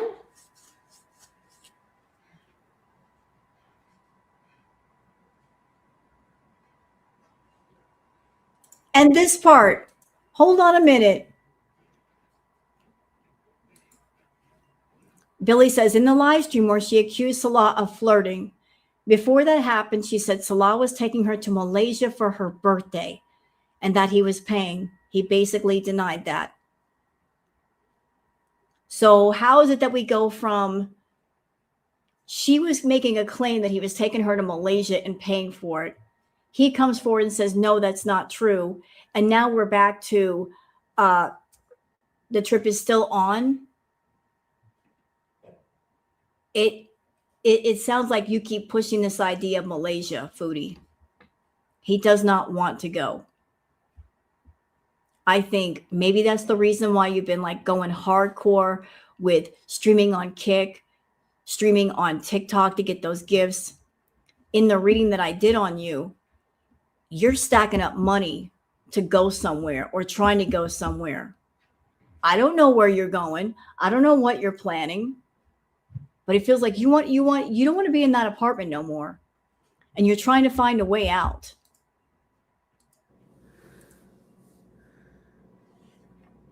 Okay. So then he's like, so that hurt me. Like, I actually like started crying because I realized I'm like, it's done. This guy is just not getting it. Like, that's, yeah. So I was like, and then I was like, you know what? I'm going to set my boundaries right now and let you know, like, so I told him how I feel. I'm like, is that all I am to you? A business partner? Like, what do you mean business partner? Because we were going to do. Yep, you're a pay pig. Sorry, I know that's rude and crude, but it's true. You're a pay pig. You've always been a pay pig to him. There was a comment that he made long ago that was revealed where he was talking about women who of a bigger size. And he said anyone over 200 pounds is basically, what was the word he used? Like Godzilla, moo. He said moo. So imagine how he feels about you, Foodie. You're well over 400. If any woman over 200 pounds is basically gargantuan to him, and you are twice that, more than twice that, he's not attracted to you. He's not into you. He's not going to be into you. And this, he is rightfully afraid to be alone with her. Yeah. Because she's a controlling bitch. And she's rude and she's obnoxious. He doesn't want to be alone with her. Foodie is not a fun travel companion. This is not someone that you can travel with, that you can have fun with. That the two of you can just go like day tripping and walk around and do the touristy thing and take pictures and go out to a bistro and have dinner under the stars. This is not someone you can do things with. This is someone, if you take them on vacation, they're going to bring everybody down. They're going to be belly aching and bitching and screaming and whining and This is the kind of person right here that will ruin a vacation. And that's why he doesn't want to go with her. He learned his lesson in Thailand. Yet toxic. You know what'd be funny though? You know what'd be fucking funny? If he did agree to go to Thailand, in Malaysia with her. Let her pay for the airfare and all that. And then he gets a separate room and just dips out on her ass. Thanks for the free airfare. Bye. Meet me in Malaysia. And then, you know, she books the rooms and all that. And then he gets a separate room and like, oh, you paid for the room? It's already paid for? And the airfare? Well, I'm here. I'm going to have a good time. You do what you want.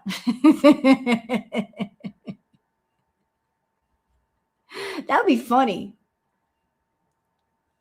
Exactly. It's just business. Dirty deals done dirt cheap. I get a separate hotel. Why not? Vlogs there. And he's like, I'm like, I'm not your business partner. I'm someone you spent 3 years of your life with. And I listed like all these personal things I did for him, all these things he did for me. Oh, that would be dirty. He arrives there with his new wife. Ouch. Yeah, and then they go take pictures and they have a good time on her dime. Thanks for the free trip, Foodie. Me and the new wife here going on our honeymoon to Malaysia. Nice. Take little pictures. Wish you were here. Boy, that would make her mad. And then he just doesn't answer me. Oh, he replied, he quoted himself saying LOL, and he's like, you missed this part. I was like, okay. If you feel the same way as me, it will be, I want you, this is the ultimatum, because then I'm moving on for my own mental health and my own heart. Do you love me still? Yes or no? You can't do that. The ultimatum, do you love me? That never turns out well, does it, y'all? When you look at somebody and, do you love me? Ultimatum time. Do you love me? Ultimatum. You better claim me. You better say that you love me. I want you to claim me. You better say it. I need my validation, damn it. Do you love me? Forcing it out of somebody. You're a forcer, Foodie. You force people to do things that never turns out well. Exactly. You got to ask. That no good feelings come from ultimatums like that. Very fucking easy to answer. If it's, you know what I'm saying? It's not hard. You type, and then stupid idiot, knock it over. I feel like this is a sign I shouldn't be talking about this. Too bad. I'm allowed to, like, you know. So if you what What was I saying? Do you love me? Yes or no? Is this a romantic trip? Yes or no? And then he replies, Shantae. Okay, you know what? Let's just say it is a romantic trip, chat. Let's just say he said to her, yes, it's a romantic trip. Foodie, I got to ask the question. Let's just say he said it was a romantic trip. What exactly is he supposed to do with you on this romantic trip to make it romantic for you?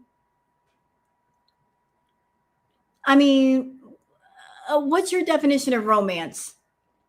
Him going to like a 7-Eleven and getting you a bunch of junk food and bringing it back to you and lighting a couple of candles and letting you eat your Snickers in peace. What exactly is your idea of romantic trip? What could he do with you on this trip to be romantic? Buy you some poutine somewhere? How is he supposed to get romantic with you? When you're in a position where you can't do anything, you don't want to go anywhere, you don't want to have fun, you don't want to walk around, you don't want to be around people, you don't even want to go to the beach, have a nice time at the beach. What exactly is he supposed to do with you? Sit in a room with you and watch movies on your phone? That's a romantic trip to you? How is it supposed to be romantic? How? What romantic memories are you supposed to get from this trip? If you did go to Malaysia, you would hate it. And not because it's not a beautiful place, and not because there aren't great people, and not because it's not possible to have fun there. You can have fun there. The very fact that it's Malaysia, it's tropical climate, it's hot, it's humid, you would be fucking miserable. You'd be complaining about the heat and whining about it and saying, I need AC. I need a fan. Salah, go out and get me like 10 million fans to put in the room. You'd be sweating your butt off. You would not have fun at all. That's how it was in Thailand. For him to have fun, he had to leave you behind. And he went out for his haircuts and his walks, and then he could have some fun. But with you, he had no fun. But what the heck is he supposed to do with you? There's nothing to be done with you. Tal, leave me alone. You got it. You got it. Hullis, I'm leaving you alone. You think that I'm going to go on a trip for what with you? I could go by myself. Okay, I see what's going on here. I see what's going on, chat. See, with a narcissist, in every story, they have to either be the victim or the hero, or both at the same time. So in this story that she's telling, she's trying to act like I'm the hero. I'm the one turning him down. I'm the one making the right decision. He's a loser. He's trying to scam me. I'm the smart one here. This is a narcissistic story with a narcissistic narrative. I'm not getting what I want. I'm a successful woman, so I'm turning it down. Yeah, where's she gonna go? But she's playing the part of the toxic hero here in this narrative. And find a man who will appreciate me in life and treat me well and not disregard my feelings and not. Hold on, bitch. You and your one-sided point of view. I'm gonna find a man that will appreciate me. What about you appreciating other people, though? Because in my experience, a relationship involves two people and they both matter. So you're saying a man who will appreciate me and treat me like a queen, but you don't appreciate people. You walk on people. So I guess it's not all about you, is it? you have to appreciate those that you want to appreciate you. But you don't appreciate nobody. So you fail both ways, Foodie. You fail on the front of, if you find a good man, a caring man, a decent man, you treat them like shit. Straight up, you treat them like shit. You treated BB like shit. You treated Pete's like shit. They were both men that had jobs, had money. You treat them both like crap. You cheated on both men. If you find a guy who's nice, you don't appreciate them. You walk all over them. Then again, you fail on the other front. If you go the other way and you find a guy who's not a nice guy, that doesn't work out either. So you fail with the nice guys and you fail again with the not nice guys. So like either way you go, you fail. And the one thing in common is you. You are the common denominator.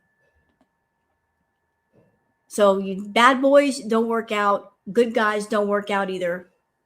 It's all about you, though. You. Appreciate me. Appreciate what I do for you. You don't appreciate what people do for you. And you're always cheating. She's a cheater. Her legs are open more than a 7-Eleven. Shut them legs, Chantal. Not cheat on me and gaslight me and deflect. So, Hollis, done. Bye. You want me to leave you alone? I will leave you alone. No problem. You'll always get what you want. So, I blocked him on everything. I guess you're going to go talk shit about me online? Our relationship was already public. And no, I'm not talking shit about you. I'm telling my feelings. And, you know, yeah, I'm venting. You tell your feelings with purpose, Foodie. This is you venting because you're not getting what you want. Maybe you're not getting attention from Salah the way you want. Maybe you're just frustrated because he's not texting you as much as you want him to or giving you the responses that you want him to. Maybe you've gone to him with this offer of, hey, I'll pay for a trip to go to Malaysia. But it's a dirty offer, isn't it? It's a dirty offer. You're like, hey, let's go to Malaysia and spend time together, but you have to be romantic. You have to really care about me. You have to really love me. See, it's a dirty offer. You're not saying, hey, let's just go as friends.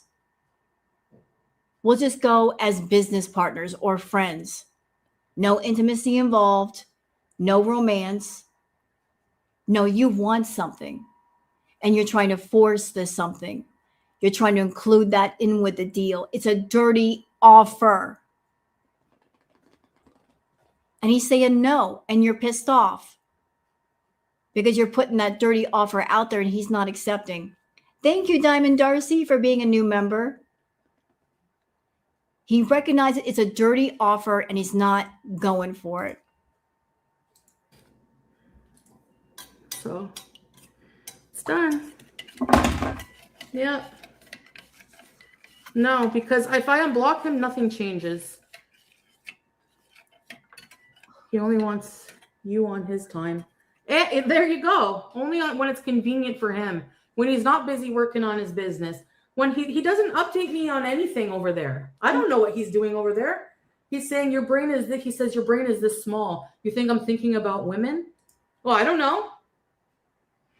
How would I know? You don't update me on anything. I'm not even thinking about, just think, just enough.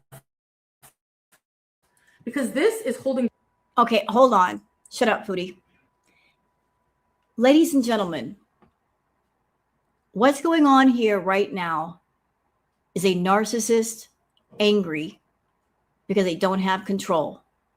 This is what happens when they lose control. When somebody they've had around them that they used to be able to control, they lose control of.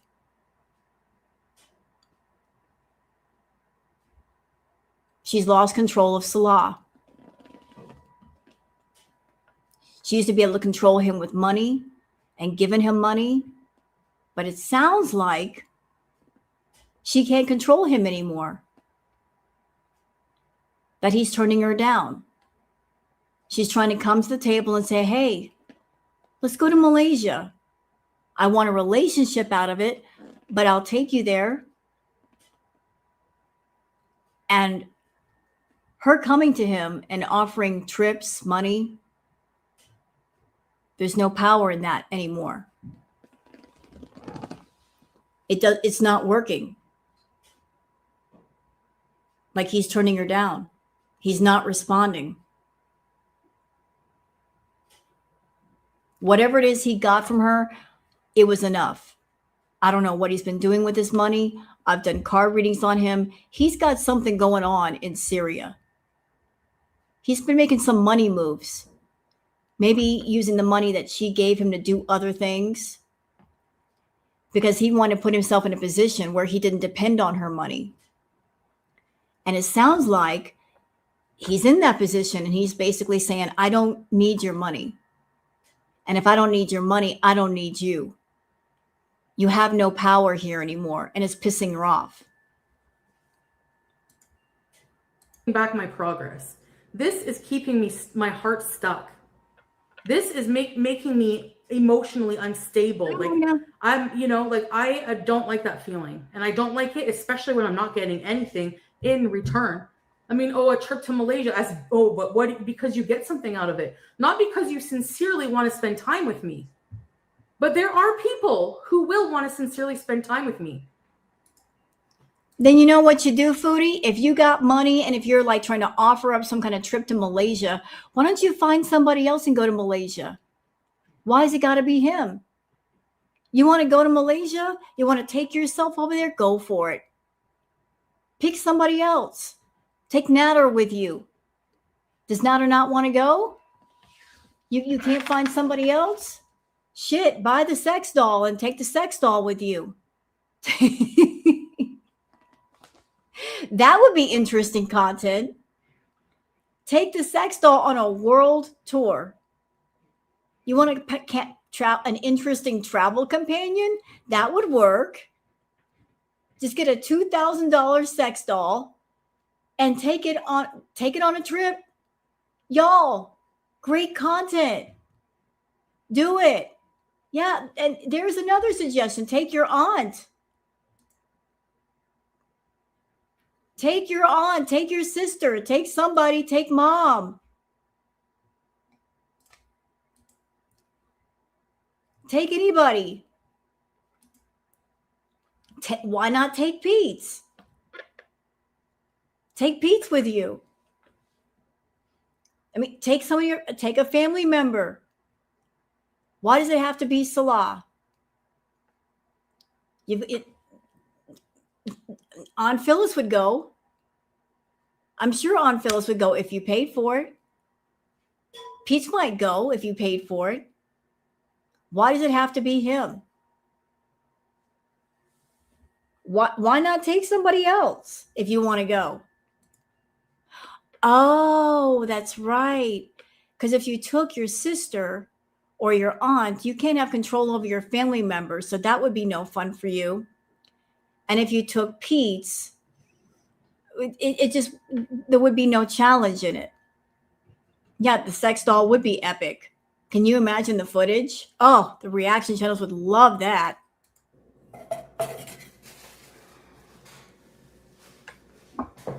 So, does it hurt? Yeah. Do I want to unblock him? Yeah. But no, actually I don't. Because nothing will change. This will just keep happening and happening and happening. He thinks I'm his enemy for some reason. Excuse me? You are. Because I have feelings that you are not mature enough as a man to discuss maturely? Any relationship you're going to be in? Yeah, I noticed that too. She seems to be lecturing him directly on the other phone. Doesn't it seem like that? Because she's not even looking at her one phone. It's like, are you talking to the audience? Or are you talking to somebody else? Who are you talking to?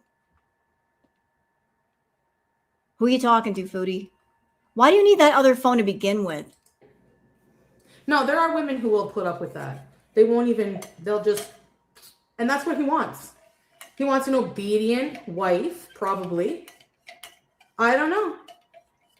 Sorry. If you want obedience from a woman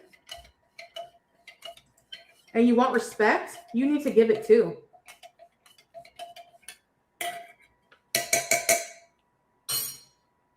So,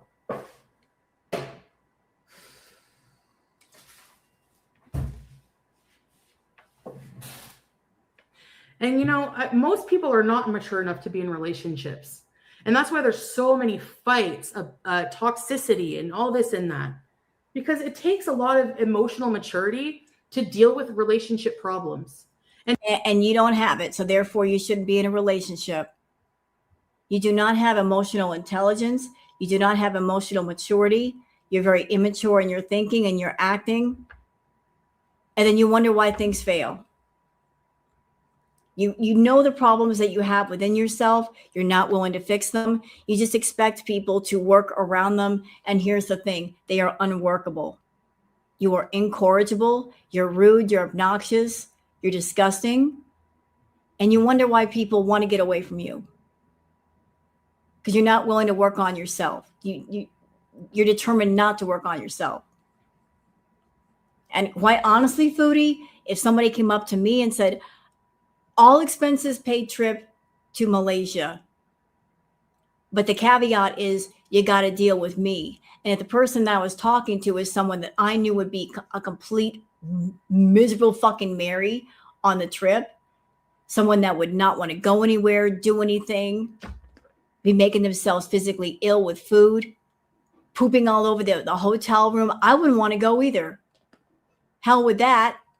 If I'm going to go on vacation, if I'm going to travel several hours to another place, damn it, I'm going to have fun. And if I'm not going to have fun, why bother going? I can just sit home. Hell with that. No. He spent a month with you in Thailand. That was enough. That was enough. I don't care if you pay for the entire trip. Hell no. Nope. I'm not going to go far away from home to be miserable. I could be miserable all by my damn self without leaving the house. The whole purpose of a vacation is to have fun. If you ain't going to have fun, don't even do it. And for him, when I bring him a problem and I talk about my feelings, he dismisses it, pushes it away, dismisses it as drama, dismisses my feelings, and just wants to keep on getting away with what he gets away with. How would you like it? How would he like it if you went onto his channel and robbed his beloved mod of their wrench to the outrage of so many of his fans? Yeah. Welcome salam, Alper. No, he doesn't ask me for money. That's true. He's doing pretty good over there. Look at the look on her face. Y'all look at that look on her face. Hi, Bella. Look at the look on her face. Just look at it after she said that. He's doing pretty good over there. Look at that face. She got her banana face on. Foodie hates bananas. That's her banana face. Like, look at that face. He's doing pretty well over there. Sour face look. She got her angry banana face on. Like someone just made her eat a banana. He's doing pretty well over there. Happiness hater. That's the face of a happiness hater. He's doing pretty well over there. She hates that. She hates the fact that he's happy. He's happy without her. He's found happiness without her. And that she can't be over there to stop him from being happy. Like, how dare he have a life without me? Who does he think he is? She's deluded herself into thinking a man cannot be happy unless he's with me. No, no, no. Any man is happy being away from you because you're not a happy person. Wherever you go, misery follows you.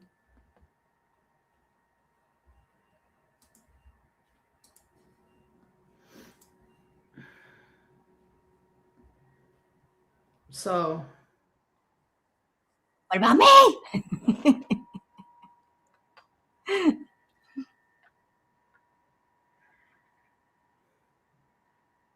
alimony. uh,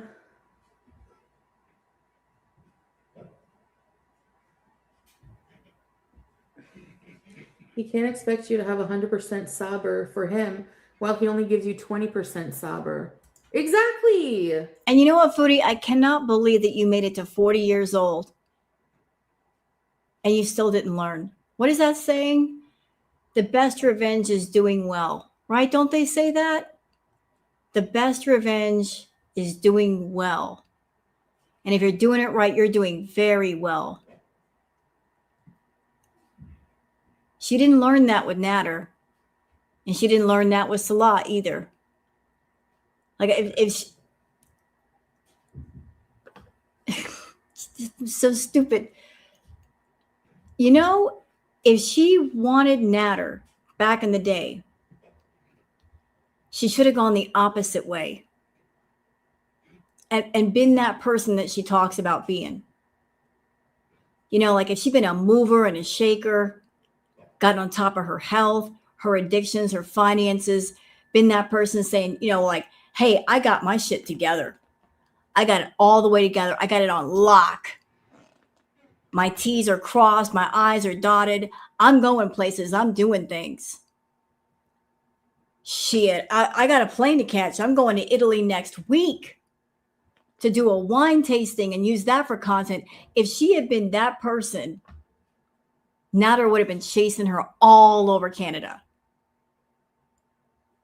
When you put out that energy of I'm somebody, I'm something, and I've got my stuff going on, people chase you down. You don't chase them down.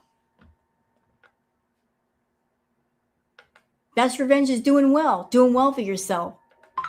Don't do things for the sake of revenge. Focus on yourself and be like, I'm doing this because I want to make myself happy and I want to fill my life with happiness. But if she wants to inspire jealousy in people, that's a positive way of doing it. I'm like, you're not even focused on making somebody jealous. You're just living your life. And if somebody else feels jealous, that's on them. But she comes off as being desperate, lonely, clingy, whiny, nagging. Ew. Now here she is in Canada. She got a nice apartment. Sky's the limit of what she wants to do. She could be doing very well, very well. And maybe it might inspire him to call her, contact her. But she's not putting out that energy. She's putting out the energy of, I am sitting by the phone waiting for you to call me, waiting for you to contact me. Where are my texts? Where are my updates? She's sitting by that phone waiting for him. And he's not contacting her. She's running after him. Girl, you're doing it wrong. You want a man to run after you? You got to be someone and something worth running after. So far, you're not projecting that. Not at all. You're acting like that 16-year-old teenage girl sitting in her bedroom waiting for her crush to call. Grow up. Always stand your ground. Yes, I'm not. One thing I've learned in life, I'm still learning, it's hard, but boundaries are important. Boundaries are so important because if you don't have boundaries and the more you make yourself accessible to people like that and let people disrespect you like that over and over and over, they're just going to keep doing it. You know what? Shut up, Foodie, shut up. You're over there talking about boundaries. At the same time, you don't have respect for other people's boundaries. He said to you, allegedly, business partner, he's putting down a boundary. You don't want that boundary. You want to break that boundary and make it romantic. So you're not respecting boundaries. He said it. Business partner. Boundary has been set down. You don't want to hear it though. So where's your respect for boundaries? Like, there is a such thing as being too kind, and you can be too kind when being kind to others means you're no longer kind to yourself. And that's what's happening in this situation. I'm not letting his weird lead-ons and cryptic messages and crumbs, control my emotions anymore. It's not happening. Really? Is that so? If that's the case, why haven't you taken his wrench away? Why haven't you blocked him and kept him blocked? Why haven't you gone full scorched earth on Salah? Come on, Foodie. We know you. When you're done, you're done. You go full scorched earth. Why haven't you done it to Salah? Are you afraid of what he'd say about you? I think you're afraid. I think you and Salah both have things on each other, and neither one wants to make a move. Neither one of you wants to be the first one to throw the first shot. That's what I think. I think he's got shit on you. He's got text messages. He's got phone calls. He's got pictures. He's got all of it. And you know it. You know half the shit that he's got. And you don't want that getting out. You don't want people to think of you as being an abusive person when you are. You want people to be under the assumption that you are a victim somehow when you're not. Predator. So if you fire the first shot, if you start to go full scorched earth, you know what's coming next. Because you know he can get online and make a shit ton of money talking about you. 3 years of your nonsense, oh, I'm sure he's got plenty to say. And he could make so much money in a short amount of time. Probably more than he's ever made from you. But you know what he's got. Or maybe you don't know all that he's got, but you can imagine. I'm sure you got stuff on him too. But somebody has to take the first shot, right? You're both playing a game of chicken. Who's going to make a move first? Neither one of you wants to make a move because you both have secrets on each other. You both know shit about each other. That's why you've been so quiet, which is unlike you. When you were mad at Natter, you would go full scorched earth on him. So why haven't you done it to Salah? Because you know what he knows. Thank you, Yellow Moon, for the gifted memberships. Appreciate that. So I think you're both like this at each other. Somebody's waiting for the other one to twitch and make a move. Eventually, it's going to come out, though. No, he doesn't, Witchy. Hey, Trixie. Oh, by the way, sometimes Kick has an auto mod and they delete things for no reason. It will only get worse. No, he never had access. He doesn't have access to my bank or anything. No, Yes, he does. He doesn't. But he definitely, yeah, no, I'm definitely, and that's not just with him. That's with any man that's going to be in my life. That's with any man that's going to be in my life. And yes, I'm going to battle men on TikTok because I'm sorry, but we're business partners, right? As you say. So why the hell can't I? I told him I was going to go on TikTok and he was like, you don't need to battle men. Why not? Another mixed signal. Why not? Hey, Foodie, while we're here, while I'm thinking about it, please don't go on Omegle again like you did before. Keep your ass off that platform. I still remember what you did. You went on Omegle, you disgusting creature. You went on there, and Omegle is meant for younger people. I remember you going on there, showing yourself on live stream dressed in lingerie and talking to young men that are too young for you. And I remember the one young man who exposed himself, and you were giggling about it. And then afterwards, you were talking extensively about that young man's private parts. Stay off that platform, bitch. Why not? Why the hell not? You don't want me, so why not? Doesn't make any sense. You want your cake and you want to, you want to eat it too.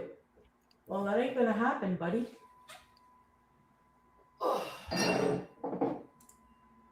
Well, you're one to talk. I guess you thought that you could somehow hang on to Salah and have him around and then have Natter in the background ringing your bells. So you want to have your cake and eat it too. You want to have one man for the camera and one man off camera. Ain't that right? And you thought you could just get away with it.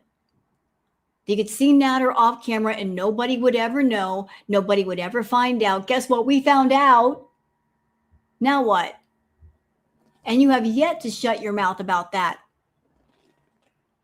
You over-explaining it. You won't stop bringing it up. And I know why, too. You want people to know that you and Natter hooked up. You want people to know that you had sex with somebody. Because in your mind, being around men, having sex with men is validation. I guess that you're a woman? I don't know. I don't know how that works in your brain. But you wanted to have Natter behind the scenes and Salah in front of the scenes. Because you like to triangulate between two men. Here's the punchline to the joke. Neither one of them love you. Neither one of them want to be with you. Neither one of them want to claim you. And both men you had to pay and you have to keep paying. So are you as desirable as you think you are?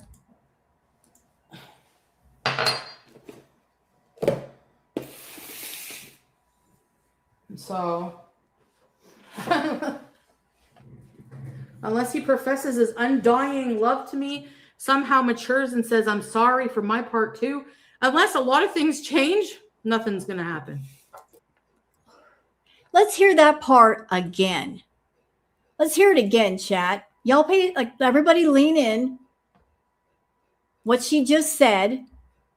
Let's hear it again. No, he doesn't ask me for money. That's true. He's doing pretty good over there.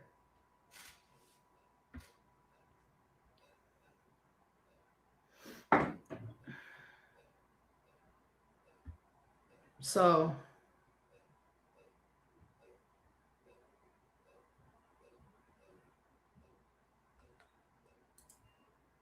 there's that mad banana face again. He's doing pretty well over there, happiness hater. He's doing well over there. That means he doesn't need you. That's what you're mad about. You lost your leverage when he started doing well.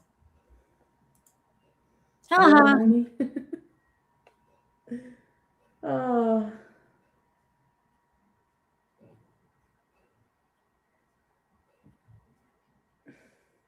He can't expect you to have 100% sabr for him while he only gives you 20% sabr. Exactly. Exactly. Always stand my ground. Yes, I'm not. One thing I've learned in life, I'm still learning. It's hard, but boundaries are important. Boundaries are so important because if you don't have boundaries and the more you make yourself accessible to people like that and let people disrespect you like that over and over and over, they're just going to keep doing it. No matter, like. Can I just say, listen, can I just say, Foodie? I find the idea of one person trying to force another person into a relationship When one person is trying to force another person to be romantic with them, be intimate with them, that's gross. I do. I think it's gross. You're trying to force intimacy from another person. It's fucking gross. You're trying to force some kind of contact. It's gross. You're trying to force someone to touch you. You're trying to force someone to be intimate with you or be romantic with you. That is gross. You're over there talking about boundaries. But trying to force yourself onto another person is gross. Thank you, Kiwi Kitten. I agree with you. She still has that 12-year-old mean girl mentality, thinking she can make people love her. Yep. But it's gross. I don't care if a woman's doing it to a man or a man's doing it to a woman. It's gross either way. The fact that Foodie is a woman changes nothing. It's gross. Trying to force intimacy from somebody. Gross. Bitch, you're gross.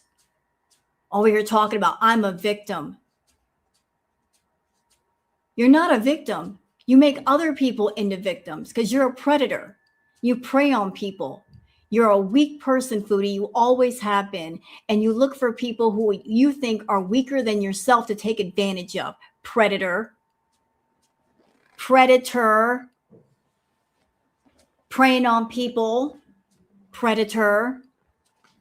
Straight up, you're a predator. No, it's not the R word, Miss Music Girl. I wouldn't call it the R word. I wouldn't call it that. No, that's too far. But what I will say is, if you're around somebody and you know that they're not attracted to you, they don't want a relationship with you, and you're trying to push and pressure your way into that person's life, that's very predatory to me. And it's gross. You're not respecting somebody's personal boundaries. When they're saying, no, no, thank you, let's just be friends, let's just be business partners, that is enough. That's where the line is. And if you care about that person, you will respect their boundaries and their lines, and you won't push it any further. So she's gross to me. There is a such thing as being too kind, and you can be too kind when being kind to others means you're no longer kind to yourself. And that's what's happening in this situation. I'm not letting his weird lead-ons and cryptic messages and crumbs, control my emotions anymore. It's not happening. No, he doesn't, Witchy. Hey, Trixie. Oh, by the way, sometimes Kik has an auto mod and they delete things for no reason. It will only get worse. No, he never had access. He doesn't have access to my bank or anything. No, he doesn't. But he definitely, yeah, no, I'm definitely, and that's not just with him. That's with any man that's going to be in my life. That's with any man that's going to be in my life. And yes, I'm going to battle men on TikTok because I'm sorry, but we're business partners, right? As you say. So why the hell can't I? I told him I was going to go on TikTok and he was like, you don't need to battle men. Why not? Another mixed signal. Why not? Why not? Why the hell not? You don't want me, so why not? Doesn't make any sense. You want your... Oh, wait, that was odd. That was an odd statement. She said, you don't want me, but if you go on TikTok, Foodie, you're just battling men, but it's not about intimacy, right? It's not about romance. It's not about relationships. So how would those two play together? You don't want me. So I'm going to go battle men on TikTok. What? Because you want them? That if the men that battle you, they allegedly want you, that they might possibly want you. Oh, you don't want me, so I'm going to go be around other men who might want me, even though all they're going to do is battle you. What? What? Huh? Are you doing the battles on TikTok just to get under his skin? He don't care. He don't care.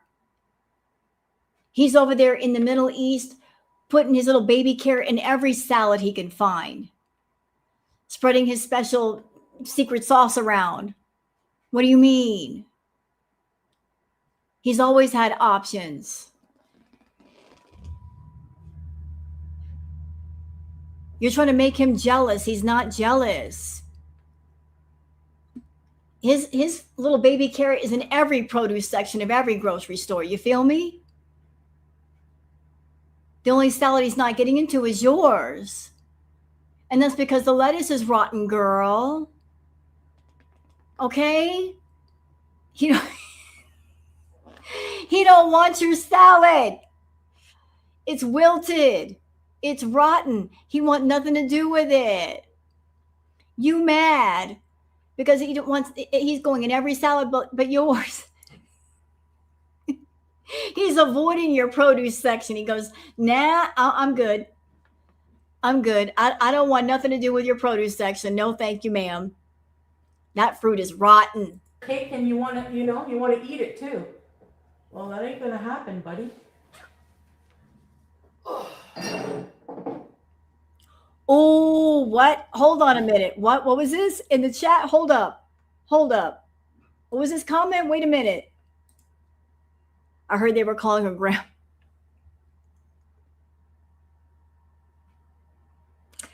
Damn.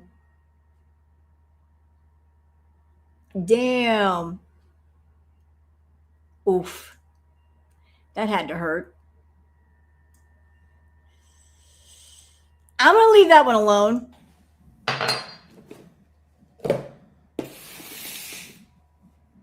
So, unless he professes his undying love to me, somehow matures and says, I'm sorry for my part too, unless a lot of things change, nothing's going to happen.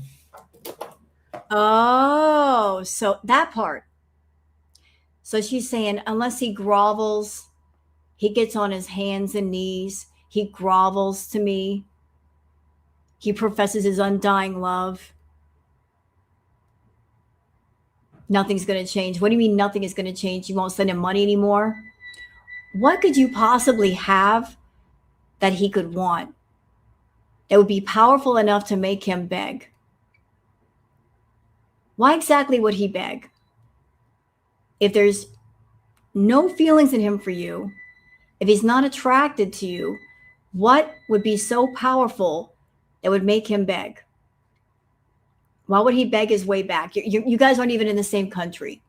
You're not going over there. He's not coming over to where you're at. Why would he beg? Oh, is this another lying narcissistic story again? Where you act like you're in control, like you're being the dominatrix and you're cracking the whip over him? Is that what we're doing here? You're acting like the dominatrix with your 6-inch heels on? And if he doesn't behave, you're going to make him crawl on the floor like a dog and go woof woof? Is that what we're doing? That's what we're doing, aren't we? Dominatrix Foodie. Crack the whip. You got control over him, right? And you wish. You know? They're not bad.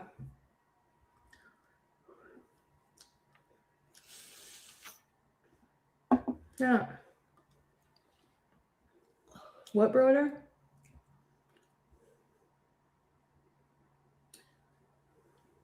Yeah. Hey, Glitter Queen. Exactly. Doesn't want me, but still has that jealous, you know? No, he's not jealous. Well, too friggin' bad for you, buddy. He is not jealous. For what reason would he be jealous? He wasn't even attracted to you. That's why you were over in the Middle East being frustrated. You weren't just frustrated, you were frustrated because he wouldn't touch you. Frustrated. You were sexually frustrated because he wasn't doing nothing with you. He was doing it with everybody else. He had his own sort of red room. He was going to his red room, and you had a red room too. Because every time you'd find a picture on his phone, or he wouldn't come and deliver your food to you, you would see red. So you had your red room, and he had his red room, and his red room was a lot more fun. You weren't having so much fun, though. Oh, they're being big mad.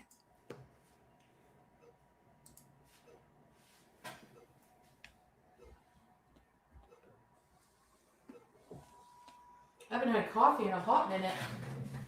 Whew.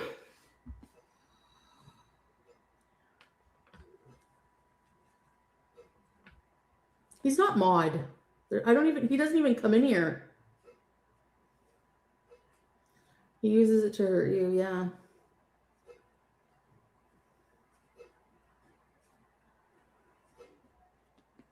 Yeah. No, he didn't threaten to talk shit about me. There's nothing to talk about. Yeah, there is. He did more wrong to me than I did to him in this relationship. You sure? What would there be to say? That you were an abusive, controlling bitch? I'm sure he's got plenty of evidence of that. Hello, text messages. Hello, phone calls. You blowing up his phone, calling his phone multiple times. And don't you sleep 10 to 12 hours a day? How much y'all want to bet he's got pictures of her while she slept? I bet he does.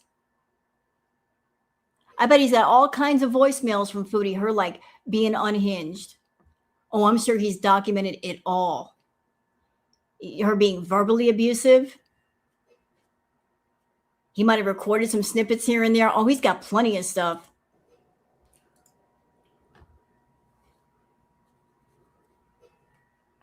Wives are not maids. They're not slaves. They're people with feelings.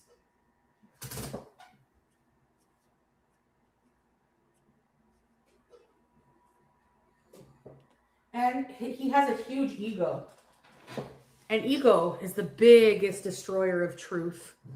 His ego will not let him ever admit he's wrong and will never let him acknowledge he's hurt me. Mirror, mirror on the wall. So just like with the situation the other day. So why am I gonna, you want me to get better and grow mentally? Okay, well then I'm probably gonna outgrow you. Don't complain about it. Cheers. Hello, Ophelia. Maybe Mike. Yeah, I'm not a yo-yo. I'm not a yo-yo. Hey, Salah, release the boat footage. What about that boat footage? Release the boat footage. We want to see the boat footage. We know you got it. Where's the boat footage? Just that alone would get him a fortune. Boat footage. We want some boat footage.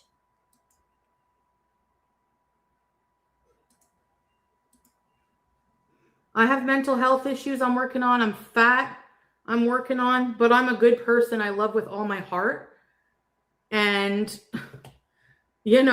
I've given a lot of chances. So for him to turn around and not even acknowledge or to even give me the answer if he loves me or not, like he's withholding that as emotional manipulation. And I'm done with it. And you're probably over there like using money as manipulation. So you're both guilty of manipulation. You're trying to manipulate with money, and he's turning your feelings against you. So you're both a match made in hell. You're both playing games with each other. Two grown people acting this way when they both have the power to go, I'm done here. I'm walking away. So since you're not walking away, and if he's not walking away, that means you both want to actively participate in these silly little games. And if you want to participate in these silly little games that make no sense, that means you both want to keep on with it. Because a grown-ass person would say, this is ridiculous and I'm done, and walk away from it. If you're keeping on with it, then keep on with it. But if you keep on with it, and if you suffer any kind of pain or suffering or sadness or tears, that means you are literally inviting it into your life because you're not shutting it down. So don't come over here and bitch and cry about, we don't want to hear it. We don't want to hear it because you're keeping it going when you can shut it down. Don't cry over here. I'm done with the emotional manipulation. Done.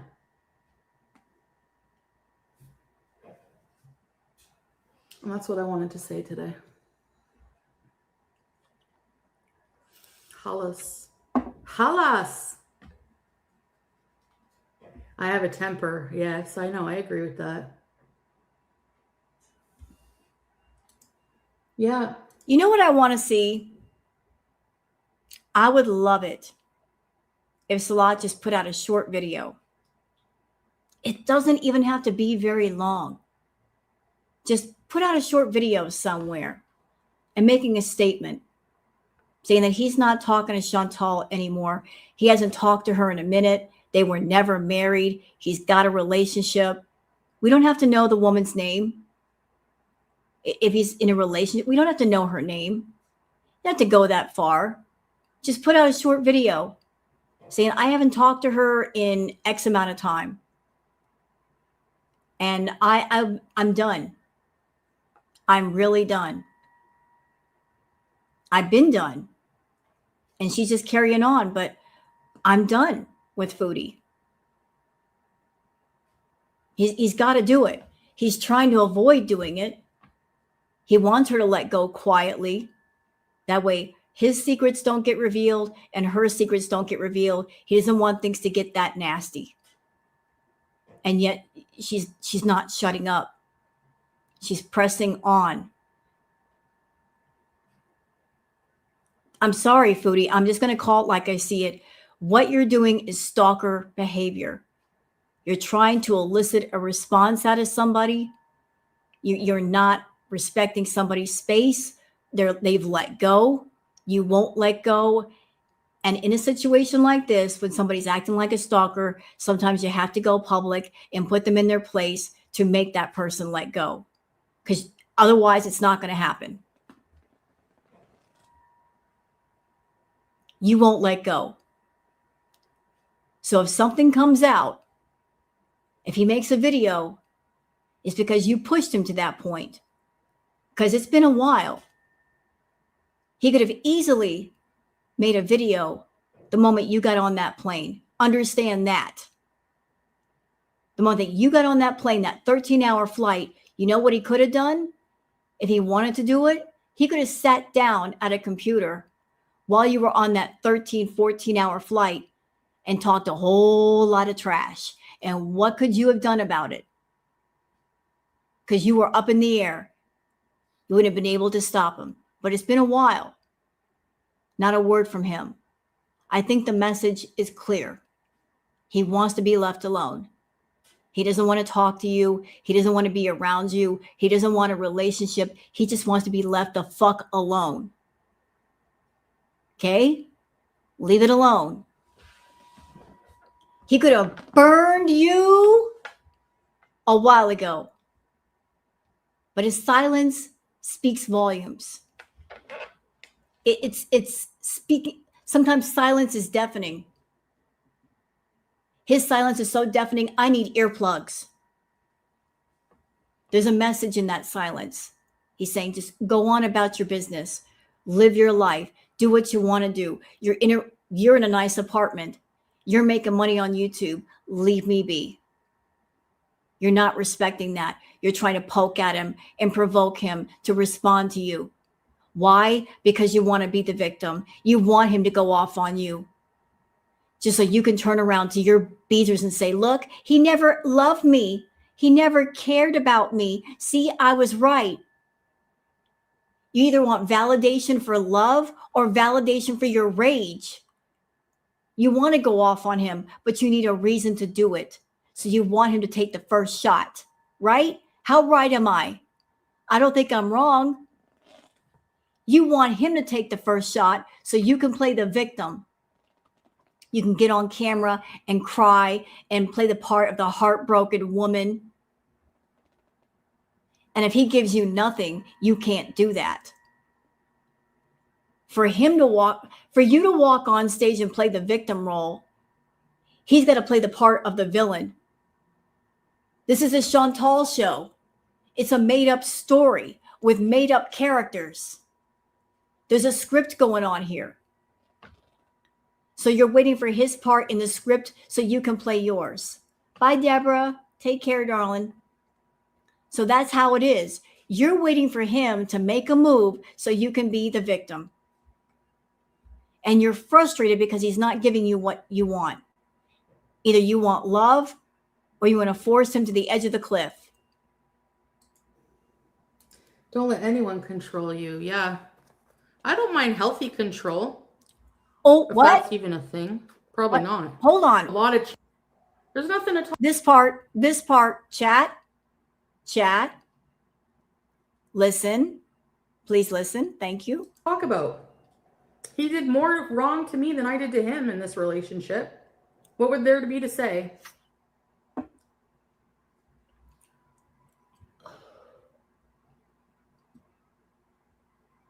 Wives are not maids. They're not slaves. They're people with feelings.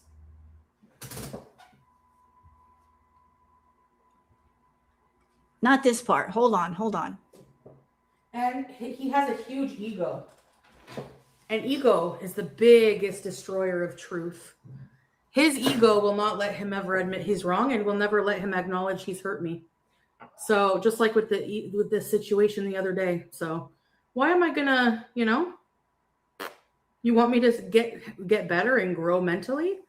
Okay, well then I'm probably gonna outgrow you. Don't complain about it. Cheers. Maybe, Mike. Yeah, I'm not a yo-yo. I have mental health issues I'm working on. I'm fat. I'm working on, but I'm a good person. I love with all my heart.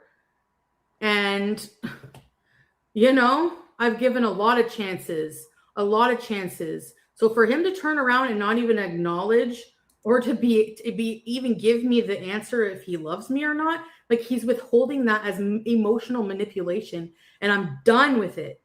I'm done with the emotional manipulation. Well, look, can we talk about the chances that you've given Salah, Foodie? Can I ask you an honest question? The chances that you gave him, were they chances for him or chances for you? Because it feels like the chances were more for you than for him.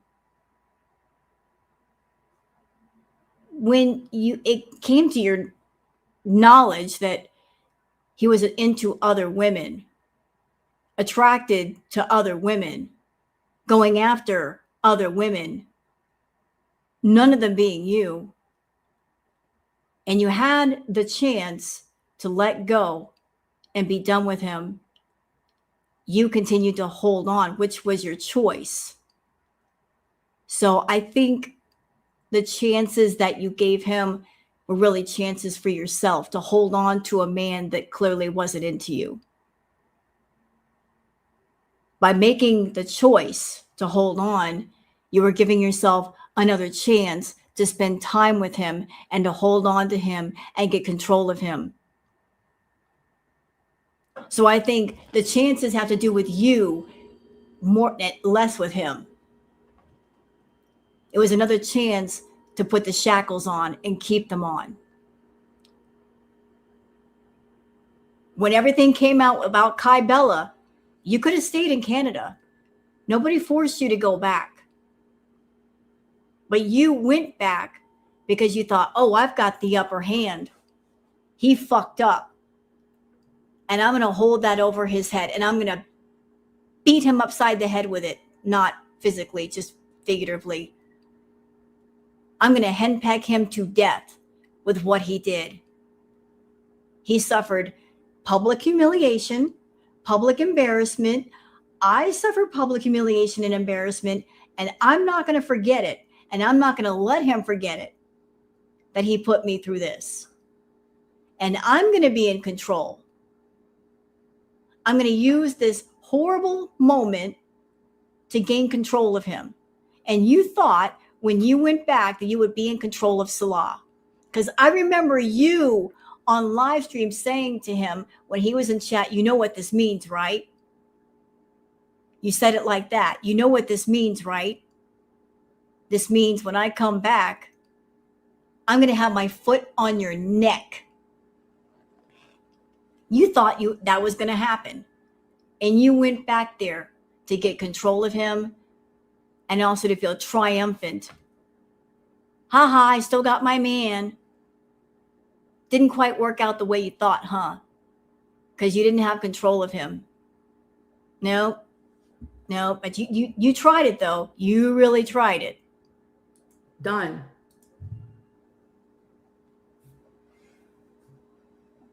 And that's what I wanted to say today. Halas. I have a temper. Yes, I know. Yeah. I agree with that. You do. Yeah. You know, I have no proof of this, but I have a feeling that Chantal's a thrower. She throws things when she gets mad. And I think I remember a story that was told a while ago that when Pete said that Grace Kelly was attractive, I think Foodie threw a chair. So I think she's a bit of a thrower. When she gets mad, she throws things. So she's confessed to being verbally abusive. She just said she's got a bad temper, and I think she's a bit of a thrower. So imagine living with that 24/7. Don't let anyone control you. Yeah. I don't mind healthy control, if that's even a thing. No, it's not a thing. What? Healthy control.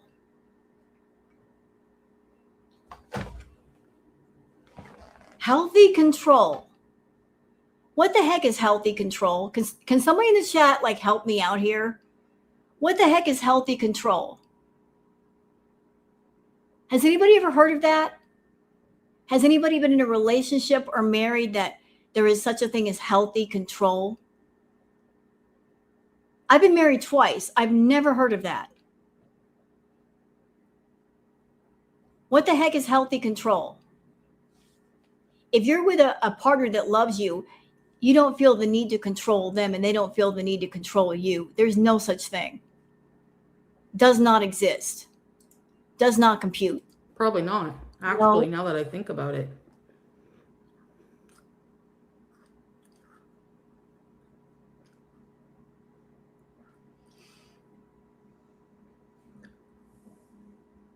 Arabic speaker. No, when you start feeding your mind good shit. Thank you, Larry. Hi, Larry. Oh, I like this comment. I like it a lot. I like it, Sugar Pop. I like it. She wants them to control her some so she can fight their authority. I love that comment. That's amazing. That is absolutely amazing. And you're right. She wants to have the control when she wants it. But when she wants someone else to have it, then she'll give it to them. She wants them to control her so she can fight their authority because Foodie's a brat. She is. She's a brat. And she gets off on being a brat. She likes to be rebellious and she likes to buck up to authority because it's a challenge to buck up to authority. Play little games like, what can I get away with? I want to be naughty. What can I get away with? What naughtiness can I be up to where I can get away with it and get the thrill of getting caught? Brat. She's a brat.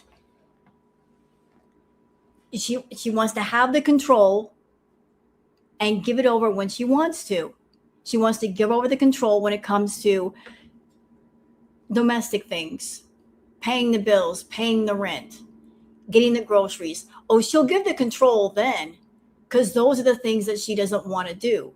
You can have the control if you do those things for her, but when it comes to her food addiction and eating, oh, you don't get the control. You don't get it. She keeps the control for that. No one's going to tell Foodie what she's going to eat, when she's going to eat it, how much she can eat.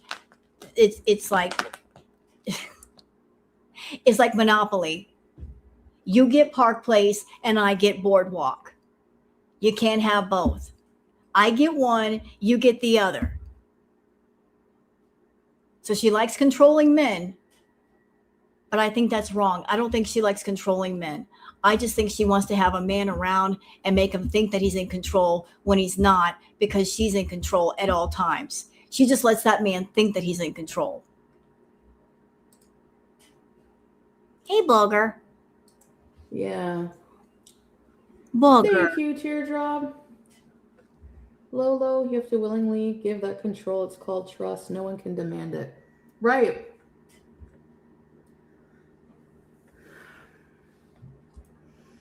Booger. Yeah, Kelly. Come here. Nope. Well, the plan for today, I'm kind of annoyed that I didn't get up sooner. But,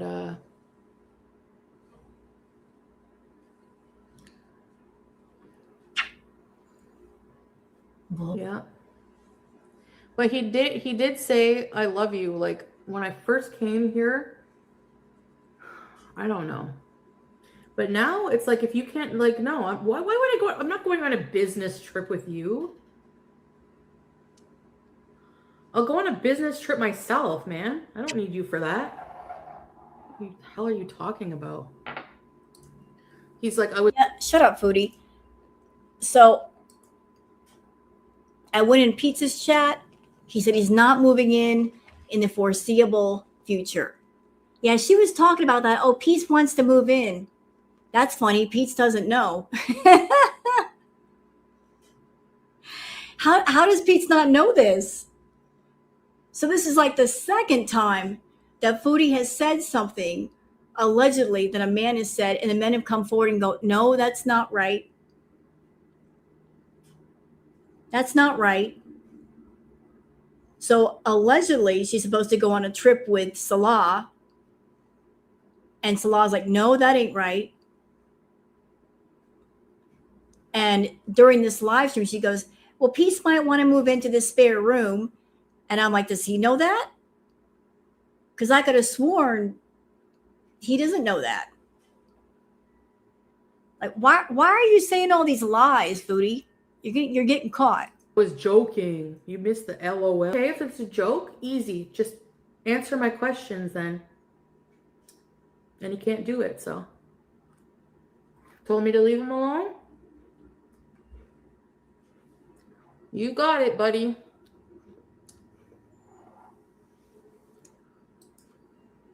Okay, here's what I think really happened. Theory time. I think that Foodie, she's been desperate. Like I said, I think she wants to get out of Canada. She does not want to be in that apartment anymore. She wants to break that lease. Right? I don't think she wants to be there. Because does it make sense that she's in an apartment that is costing her $2,000 plus a month? Correct? Okay, that we do know this for fact. It's not a theory, it's fact. And she's got to pay rent when? Right? So how is she going to pay the rent on the apartment and go to Malaysia with Salah? Like, what? She's going to pay rent on an apartment that she's away from? And who's going to take care of the cat while she's away with Salah? Because I don't think she could take the kitten to Malaysia. Like, none of this makes sense. You're locked into a 14-month lease. So if you were to go and take a little trip with Salah, and let's say you're in Malaysia for a week, who's going to take care of the cat? And are you going to pay rent on a place when you're not even there? None of this makes sense. I know it was a lie. I'm just pointing out how stupid the lie is. I know it's a lie, darling, because it don't make sense. It doesn't make sense. But you just got started on Kick. You're barely making any money on Kick. I don't know what she has in pocket, but does she have enough money to pay for an apartment while she's away and pay for her expenses on this trip? Yeah, booger. She's just sitting here like a good booger. You're just a good girl. My baby. Look at this baby. Look at it. Look at this baby. Oh. It's a baby. But it doesn't make sense. You're just getting started streaming on a new platform. And she should be grinding like nobody's business to build up that platform. And already she's talking about a trip, which Salah has shot down and said, no, what are you talking about? Yeah, she needs a real job. Yes, she does. Very. You are blocked? Oh. So I think she went to him because she wants to get out of Canada, and she tried to tempt him with this trip. She's bugging him, sending text messages at him, and he's not responding. And I think that last part was the true part, where he texted her and said, leave me alone. And that's what she's mad about. She did not get the responses she wanted. What she got was, leave me alone. So whatever it is she tried to do did not work. I don't know. Yeah. No, if he doesn't love me, leave me alone then. He knows my feelings. I've expressed them many times and he chooses to ignore them. So his loss. Broker.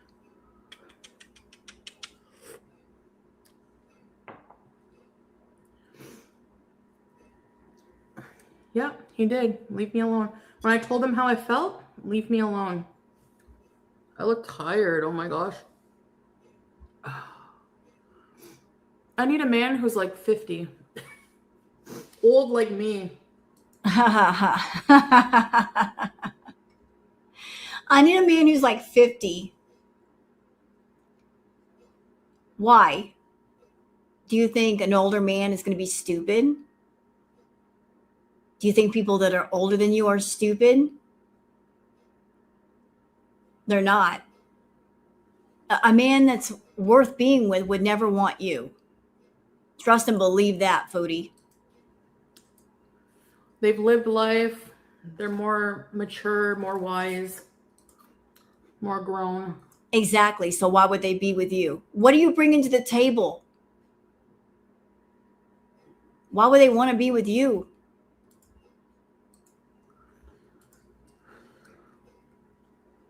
Oh yeah, he's blocked. So that's it. Yeah. That's why I didn't understand that French guy from when I was like 16. That was awful. Why would a man that age have anything to do, anything mentally in common with someone that young? That's what. Okay, I don't know if everybody in the chat knows the story. This person that she's talking about. This is the same person that she referred to as her French lover. And the French lover story, she was far too young, far too young. And this French lover was an older man. and a very young Chantal chasing after a much older man. It was a very inappropriate relationship. But in the past, she's referred to this man as her French lover.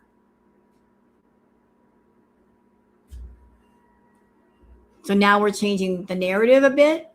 What's disturbing about it? And this idiot would always complain, you need to grow up and be a woman. I'm 16, you stupid idiot.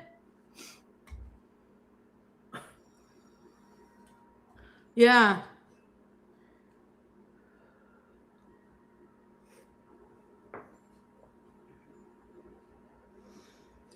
A predator, yep. But for me, I was just like, ooh.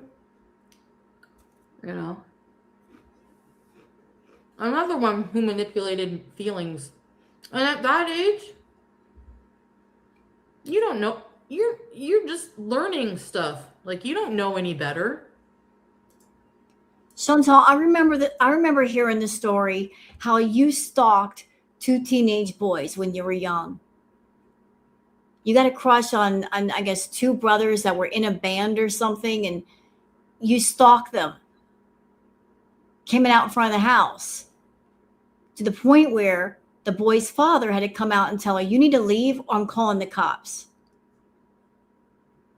You did that. You did all of that.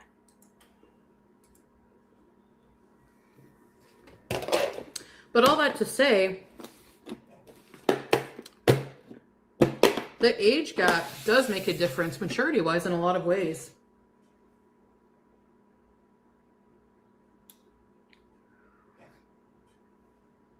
I wasn't mature in that relationship a lot either. I'm just starting to realize things.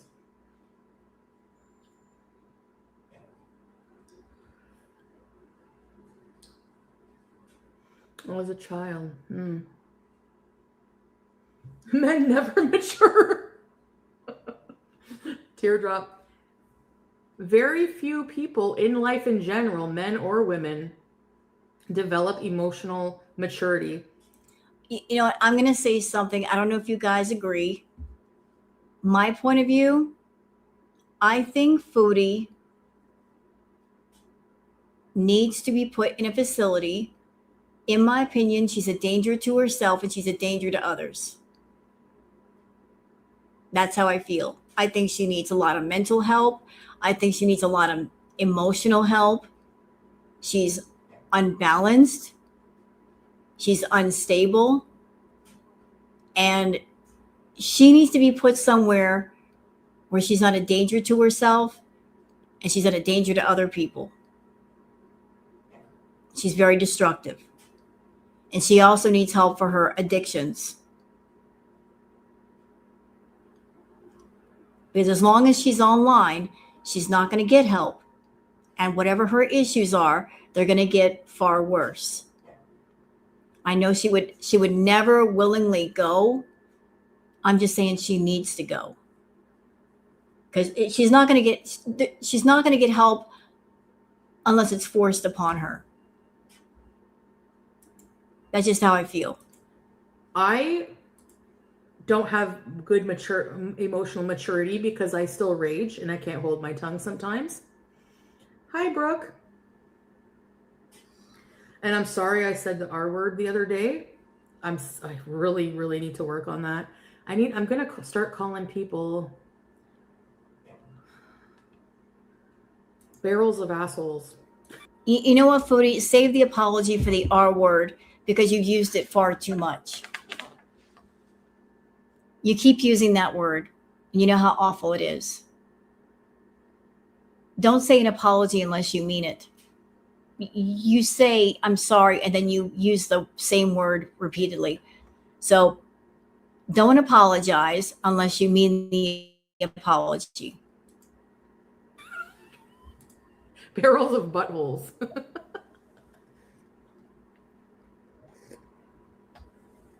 Married too quickly?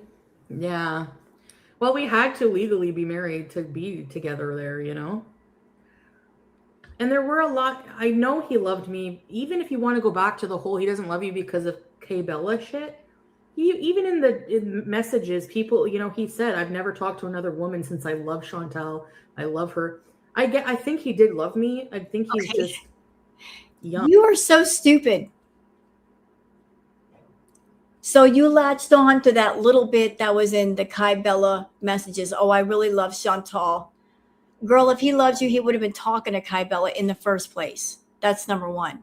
Number two, he's stupid, but he's just smart enough to realize I got to cover my ass when talking to another woman, just in case, just in case, just in case. If he really loved you, he would have been talking to Kai Bella. And if he really loved you, and this is the part you always skip over, you never want to talk about it, but bitch, I'm going to talk about it.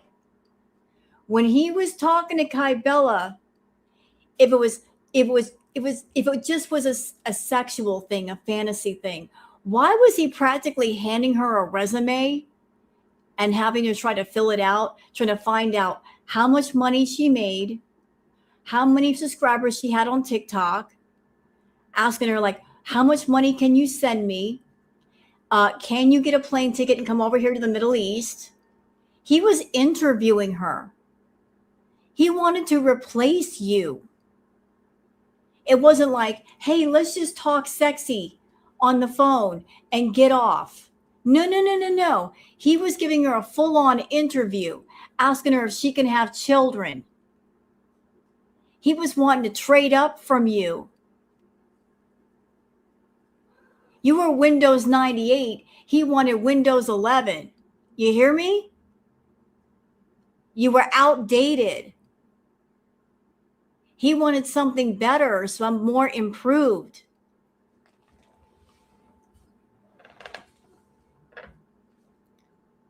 He wanted somebody easier to deal with because you were not easy to deal with.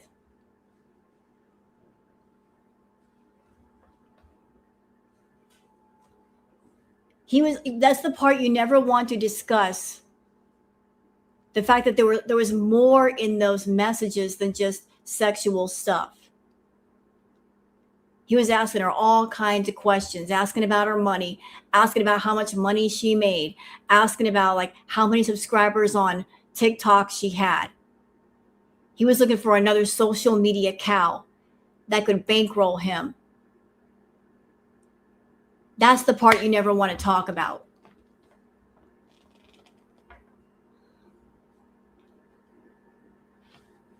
And I can't remember a single time where he looked at you and said, I love your ass. It's more important than my family. But he loved you so much, right, Foodie? Young and emotionally immature. That's all. So, but there were really good times we had together. That you paid for. There were really good times that you paid for. All the good times you guys had, you paid for. Because you were bankrolling those good times. He wasn't paying for it. You were. Because you paid for them.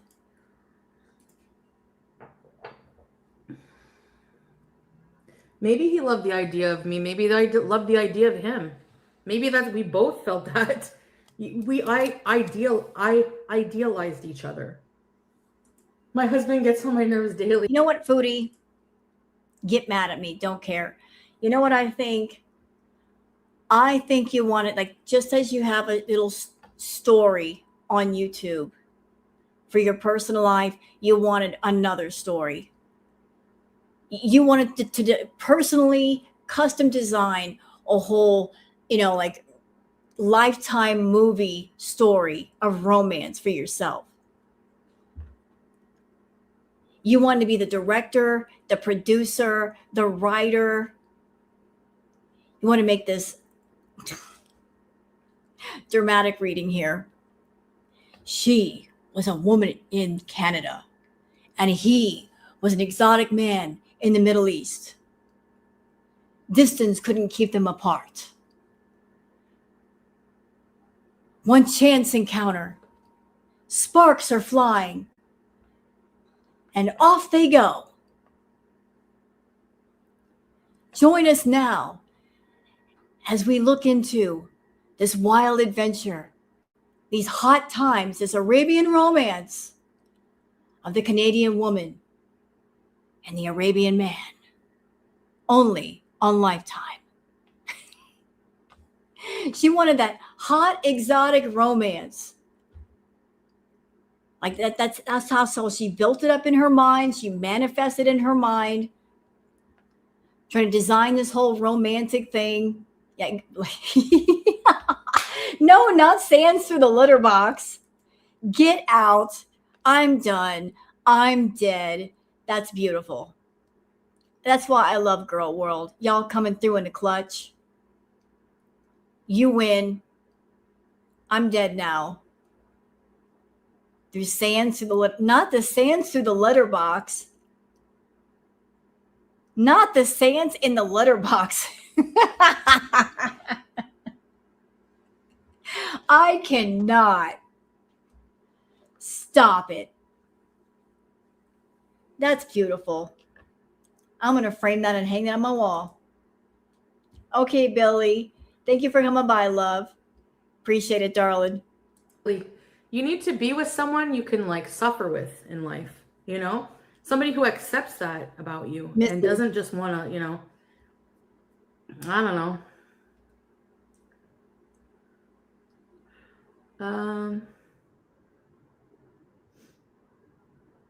30 is young. Mentally for men, I find. You know? You know what? Here's the sad thing, Chantal. Because I'm on a mission to make you feel like shit tonight.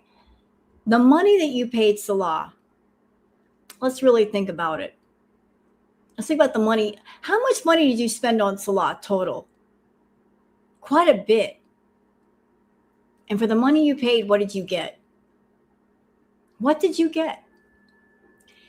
You didn't even get a top of the line, top shelf guy.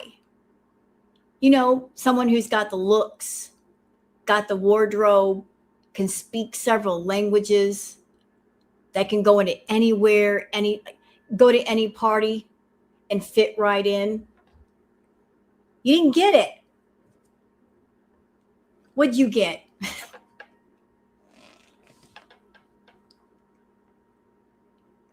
You got a lover boy off of Temu. That's what you got. $9,000. You did not get the well-educated, well-spoken, suave, debonair dude that can walk into like a poshy party and fit. No. You got a guy who is just not good. They wish husband. Here's the sad thing. In my opinion, I think the sex doll looked better. What? That's just my opinion. I saw the sex doll look better than Salah. She could have spent money on the sex doll, spent $2,000, had that sex doll with her at all times. It wouldn't have left her. It wouldn't have cheated. It wouldn't have had pictures on its phone. It wouldn't have gone running off to the red room. Okay? So she, instead of paying a $2,000 for a sex doll that would never leave her, she paid $9,000 plus for a guy that just, you know, put his little baby carrot in every produce section that he could, but not in hers. He avoided her aisle like the plague.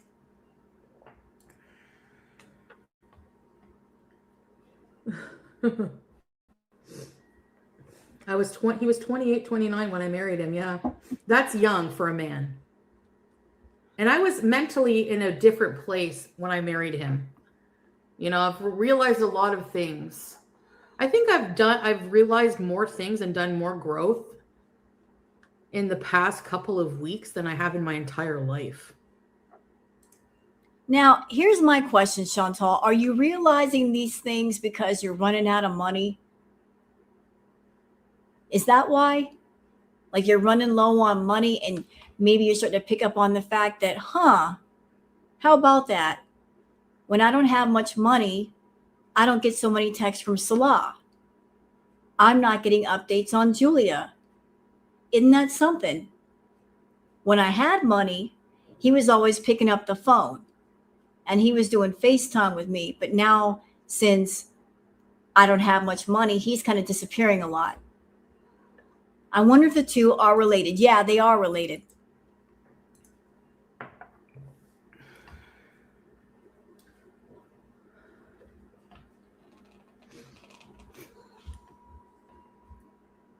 So will you battle on TikTok sans hijab? No, I'm not taking my hijab off. And I got a question, Chantal. What in the hell are you doing drinking espresso at night? What are you, some kind of maniac? You're going to be up all night. Or is that the idea? To be up all night and you're going to call him first thing in the morning when he wakes up. Is that why you do that? Because that's just crazy. Drinking espresso first thing at night. Girl, you can be up till 6 in the morning. Do you wait up all night just to make that phone call at 8 a.m.? I bet your toilet thinks you're a menace because of that. I wear it for Allah. Thank you very much. But I will battle whoever I want. Doesn't mean I'm going to flirt with these people. Just, I have no reason to not. Like, I'm not married. Nobody loves me. So there you go. Nobody loves me. Oh no, it's foggy out now. See? Espresso. It's Arabic coffee, which is strong like espresso. Yeah. We love you, girl. Thank you. Yes, we're still married legally. Yes, he hasn't sanded in the papers.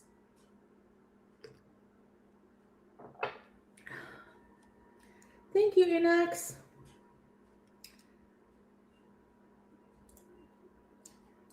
Foodie over there drinking those cups of coffee. I bet your toilet thinks you're a menace. It probably sees far too much of you. Because those of us that drink coffee, we know, not to be gross, but we know what happens when you drink coffee. You're going for that toilet. Life in the fast lane, baby. You're running for that toilet 10 minutes after you drink that shit. Your Iran sisters. Oh, sorry, Yasmin, that blurted out. I didn't delete you. It was the AI mode. Yasmin, I will answer that about Iran. I 100,000,000% am in solidarity with the women in Iran. Okay? I don't think that there should be any compulsion in religion. I don't think that women should be oppressed and given violence because they don't wear the hijab. I think it should be a choice. I do believe that it is, asked a requirement. Chantal, why do you do this? Lately, you've been talking a lot about religion and politics. And people don't come to you for religion or politics. You're not a religious nor political channel. Why are you opening your mouth about that stuff? Shut up. Shh. Exactly. Tell her, booger. And tell her. You got something to say? The queen is speaking. All rise, the queen is speaking. You want to tell her, booger? Tell her she's silly. Tell her. She's being ridiculous. The queen had some thoughts. Booger. She being stupid. Poking at people like that. In Islam, that's my belief. But I don't believe that you should be forced to, especially by the government. So what's happening is awful, and I 100% stand with you people. And the only reason I'm wearing this is because it's a choice.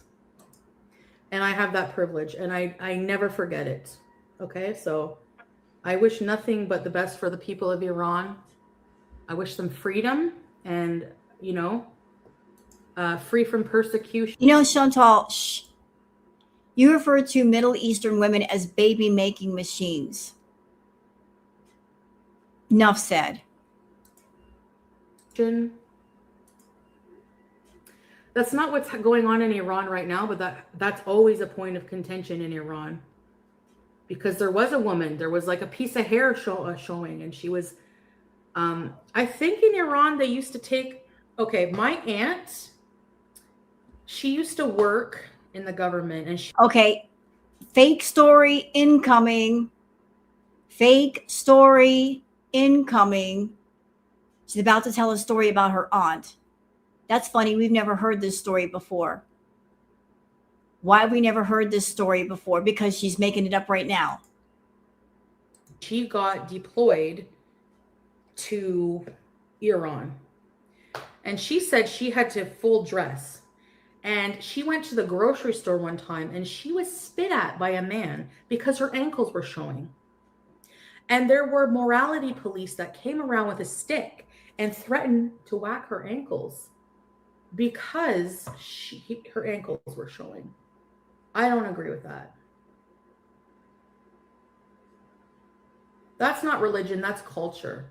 That's not Islam. That's culture. Foodie, can I ask you something? I know you got that other phone to the side. Is there a reason why you can't put both phones in front of you to where you're looking at the camera and talking to people directly in front of you? Because it just looks weird. It's like you're talking, but you're addressing your other phone. Why is that? That looks so wild. You really need to get rid of that second phone. It is so distracting. Put both phones in front of you. You look like you're not even talking to the chat. That's not Islam. The Prophet Muhammad, peace be upon him, before he passed away, one of the most important things he felt he needed to say in his dying breath was treat your wives well. Culture, Islam, two different things. Read the Quran. Thank you. You don't. Yeah, that is awful.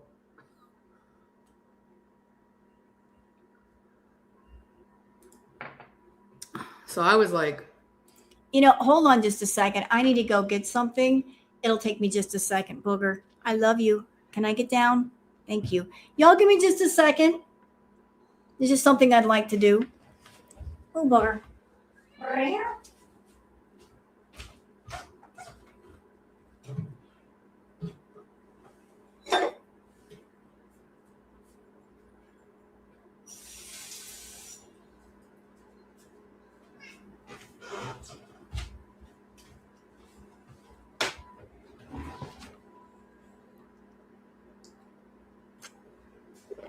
Normal size cup, normal size hand. Sorry, I was just a bit thirsty. Funny how my hand and cup ratio are kind of, normal.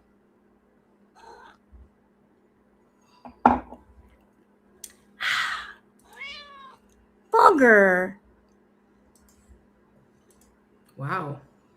But she made good money. And it's an experience, but this was years ago. This was probably about 20 years or so. 25 years ago. You know?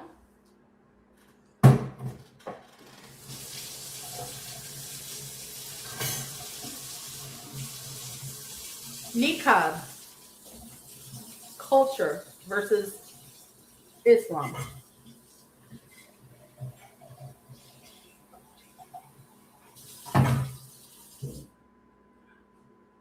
In that case. So for these men in Iran to try to force women to do anything and to be violent against them if they don't obey, you're being anti-Islamic.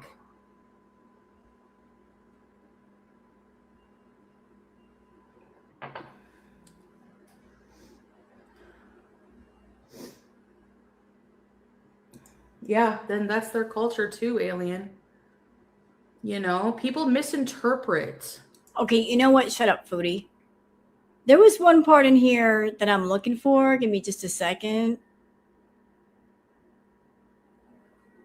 See if I can find it. Like, because I'm not here for all this blah, blah, blah. I'm not going to, like, she goes on and on about the political stuff, the religious stuff. I don't care. We've been here for almost 4 hours. Don't care. I want to get to the good stuff. And I think this is where it's at, if I'm not mistaken. Me vois pas. Parce que j'étais mariée. J'habitais à Syria, Koweït. Maintenant, j'ai revenu à Canada. Et j'habite dans un appartement avec mon petit chat. Chaton.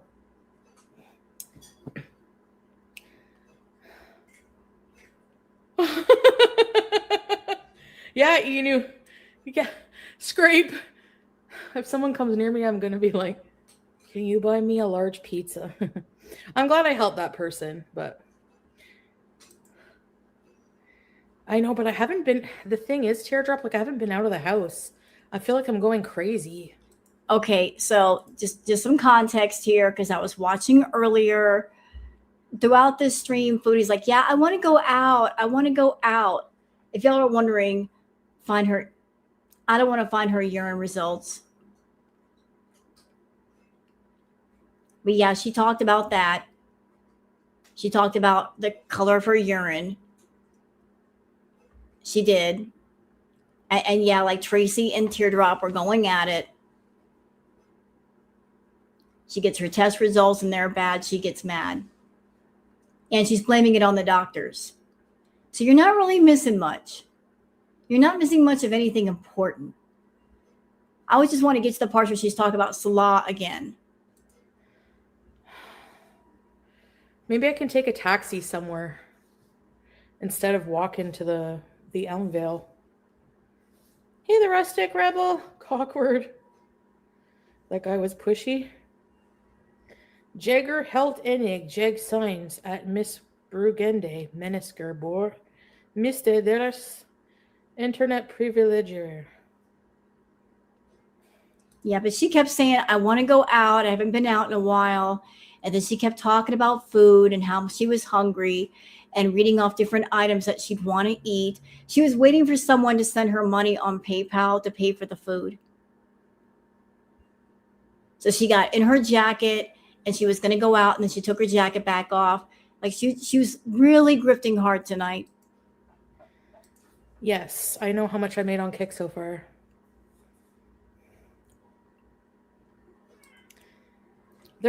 And this happened too. So she spent an insane amount of time talking about Kick, and she needs 8 subs in order to get into the partner program, and discussing her analytics with her audience. And I can't tell y'all how tacky I think it is. Why does your audience need to know this stuff? Your monetization is not their concern, whether you make money on Kick or not. But she just kept going on and on and on and on and on and on and on and on and on about the monetization thing. Tacky. Absolutely tacky. Hookah places, but that's haram. It's not. Wait. Is it haram to smoke shisha? Yes, the majority of Islamic scholars consider shisha hookah haram due to its proven significant health risks, economic waste, and harm to self, aligning with core Islamic principles to preserve well-being, even if it doesn't contain alcohol, as the smoke itself is dangerous and addictive, making it impermissible despite flavoring or water filtration.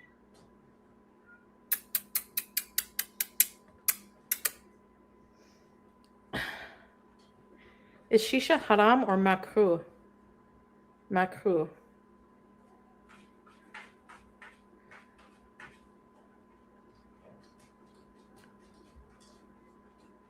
Some people say that you can't say something is haram without proof from Quran. I mean, hookah is not good for you. I don't know whether... He was going to trade the pizzas for crack. I bought a pizza off a hobo for $3.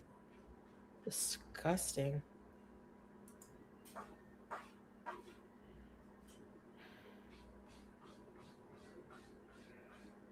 Used to be strawberry shortcake. They'll stay warm and dry. No, I didn't. I didn't take out the. It's mostly the recycling. I always have at least one garbage bag, because I don't have a trash bin. I would like to get a trash bin. Where am I going to put it though? Under the sink? Why does it still look messy? I don't like this. I need organization. Go back. Go back. Go back. Gono throat. Ugh. Here I am thinking I had strep throat. Disgusting.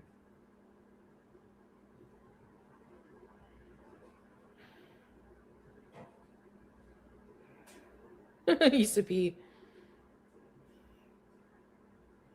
strawberry shortcake. He told me that most people in Florida have. He was telling me, I didn't know about anything about homeowners association. My grandpa always gets excited about a good deal. He's always talking about a good deal. Yeah, I bought a house there, a 3-bedroom trailer house, really gorgeous, all furnished and everything, and I sold it for a profit. Like, he buys the houses with cash and he sells them for a profit. He's always looking for a deal. I think once you're business brained, you always kind of have that. Oh my gosh, happy joys.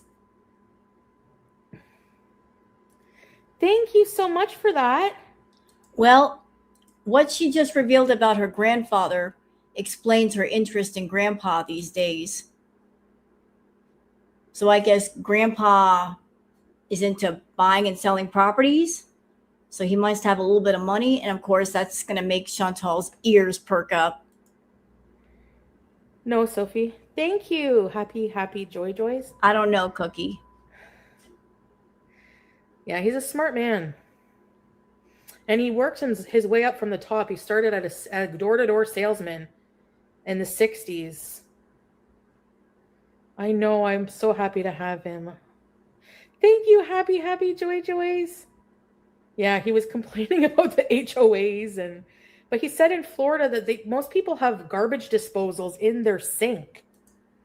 Like, I want one of those. I wouldn't have to worry about it. Thank you, happy joys. Happy joys. Oh, the kicks. That was a well-timed.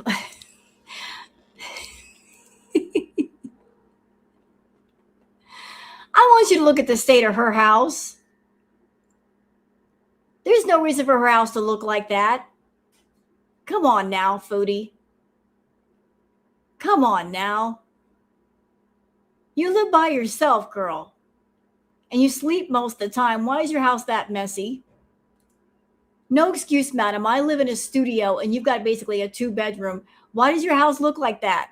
Ready, set, kick. Beauty, kick. Beauty, kick. Beauty, kick.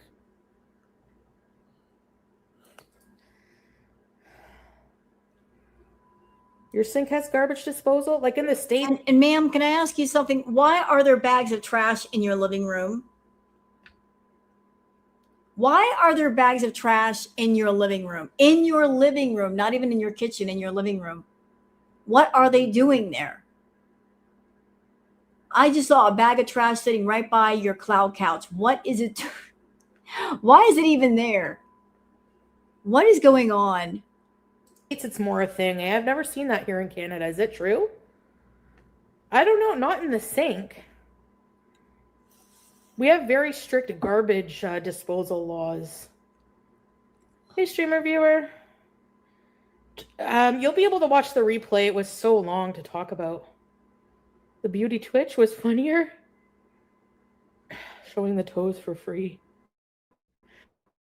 No, if somebody subscribes.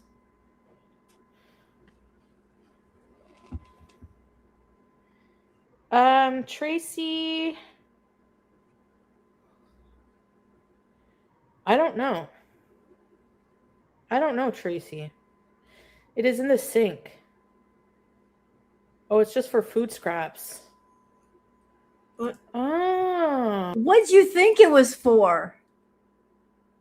What'd you think it was for? What, do you think you can put all the garbage in a garbage disposal, ma'am? See what I mean? This one should not live on her own. Either she's playing stupid, which there could be a possibility of that, or she's really that stupid. I can't tell which. What do you think goes down there?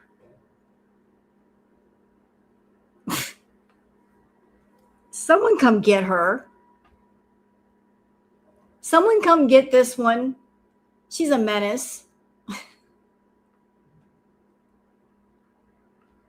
What do you think a garbage disposal is for, Foodie? And by the way, ma'am, as far as the garbage disposal, you can't put all food scraps down there. Like you can't put big old chicken bones all up in there because that's just going to make the blades get stuck. And then either you or somebody else is going to have to remove the trap and fix that. Because, yeah, they sometimes get stuck. So I wouldn't advise putting anything big and lumpy down there. Because I once had a garbage disposal that got stuck. You know what happens when it gets stuck, Foodie? Do you know what happens when it gets stuck? The water starts to back up in both sinks. Because of especially if the piping is weird. So I wouldn't advise messing around with a garbage disposal, putting everything down there. Oh, that's cool. Because yes, and whenever you wash dishes, you always have to worry about little food bits. If you have a garbage disposal, you don't have to worry about that. Let's go take the trash out. Yes, we will. Hey, Vienna, welcome. Let's go bowling. It's scary. Go bowling. You already got the balls. Where do you? Oh.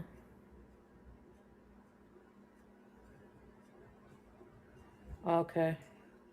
And you know what, Cookie? I'm only telling her that not because I look, knowing Foodie, she would have to have somebody else come and fix it. So I'm not thinking of her. I'm thinking of the person who has to fix it over and over and over and over again.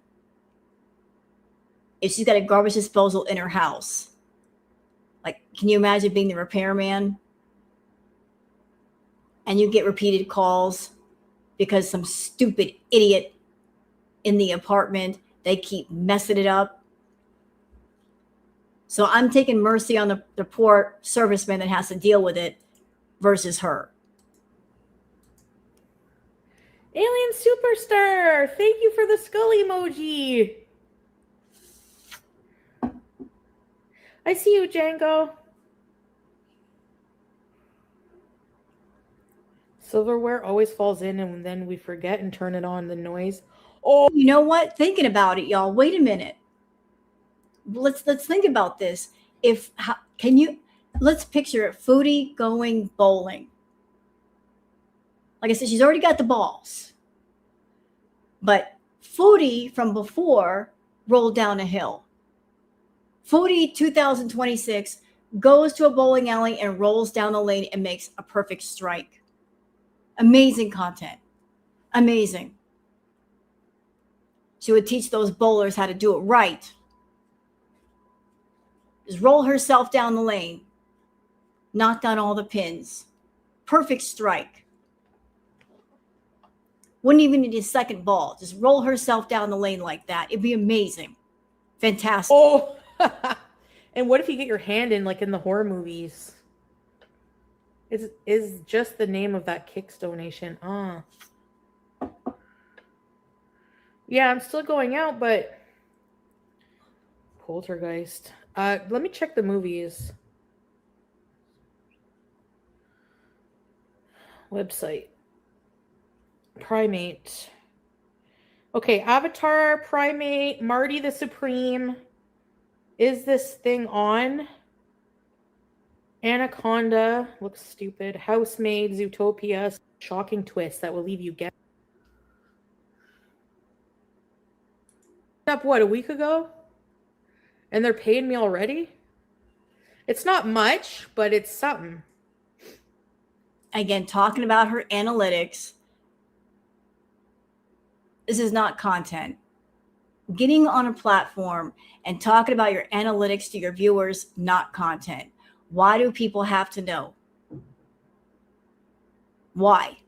How is that interesting content? Why are people paying? Why are people going to pay her a sub for her to sit there and talk about her analytics on her channel? Rude. Nice. Kick it is. Yeah, isn't that cool? I don't have enough scene points yet. What can I use with my scene points? Redeem credit? Oh, maybe I can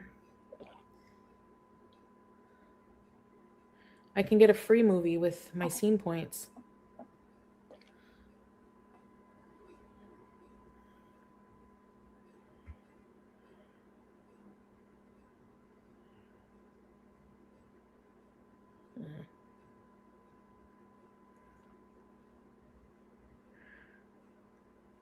Save it. It will add up. Yeah, because you get paid every week.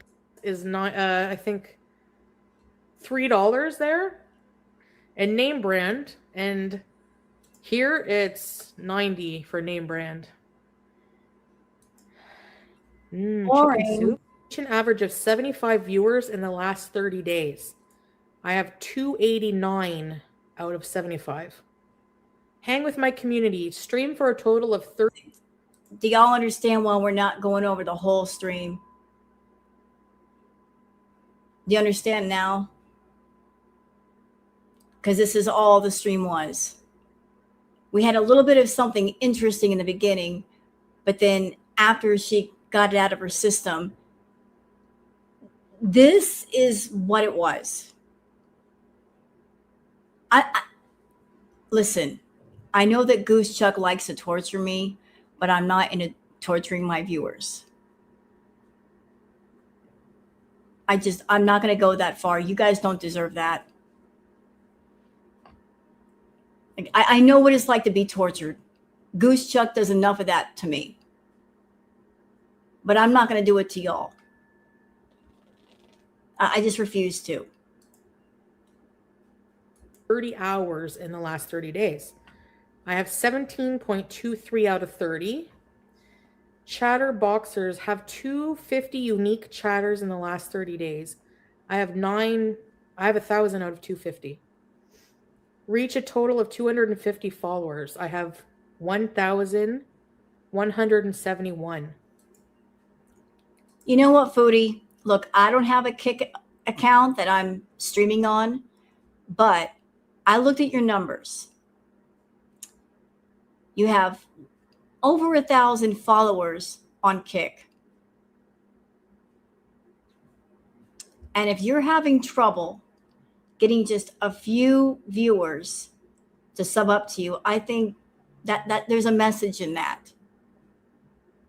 If you got over 1,000 people following you and you can't even get 100 of that 1,000 to sub up to you, there's a message with that. The message is maybe you should go do something else.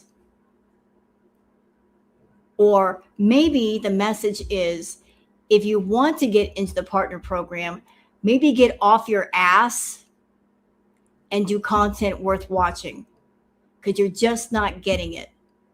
You can't do the same thing on Kick that you did on YouTube, where you just make boring garbage content and then just rely on YouTube putting ads on your garbage content to make money. If you want to make that money on Kick, you got to get off your butt and give people a reason to sub up to you. That's the message. Either A, get your butt off the social media and go get a job, or B, start working at your job. Give people a reason to keep watching you.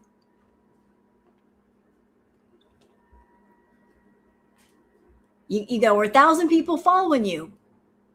Yeah, here you are literally begging people to sub up to you just so you can get that ad money.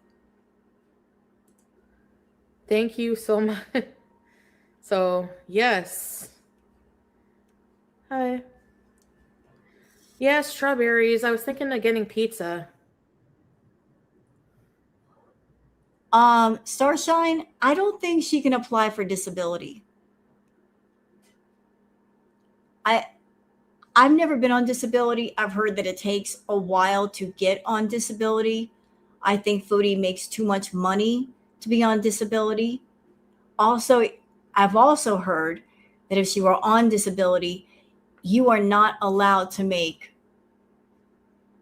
too much on disability. Like whatever they give you, you can only make, say, a couple $100 after that, or else you'll get in trouble. Like you can't make past a certain income to stay on disability. So I don't think that would work for her. My family tells me all the time I need to get out more. Home is a safe place. I am happiest here, yeah, but after a little while, I'm like, I need to get out. So what's left? So what's left is one requirement, which is hang with my community. So I need to complete 30 hours. Nobody knows what I'm talking about. You can't delete your VODs? Really? Oh, I have to check all the partner rules. That's why I don't want to listen to music on here. I know a lot of streamers do, but it's still, you can still get in shit for copyright, so I'm not going to risk it.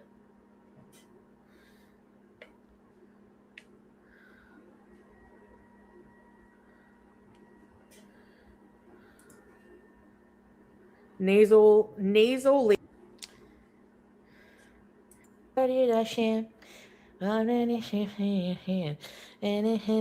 Hi! See what I mean? What I say? Y'all look. Look right there. Look. Look what's around that poor cat. 1, 2, 3 bags. Put your shit away. Hey, Click Clack. Why are all those bags around that cat? Cat's cute though. Like what is all this stuff around the cat? Put those things away. Where's Fuego? You're not feeling well today? Are you feeling okay today? Do you have PMS? Do you have PMS? Yeah, that happened. I don't know why she thought that was cute, saying the cat had PMS. Excuse me? Pardon me? I can't wait for you to get your surgery. You have PMS. You have PMS. So stupid. What? What? I probably do need a scarf. Mama's gonna go just for a little while. Are you gonna be okay? Are you gonna be okay? Hey, are you gonna be okay?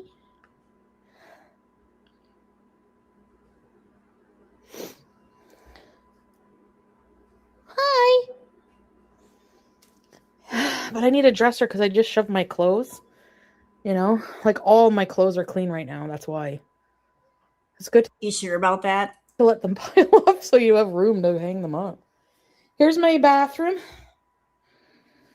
My little wallflower light. That's cute, eh? From Bath and Body.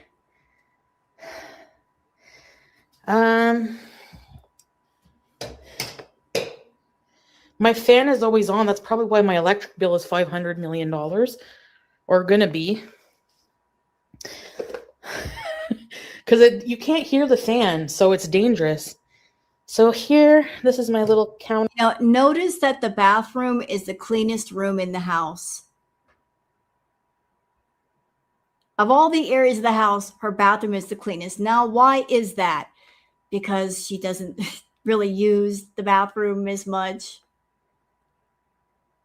That's the room she spends the least amount of time in. I got some of these eye makeup removers, soap, my shower. Hi. I have to mop the floor here, that's all. Come on. Good girl. My toilet.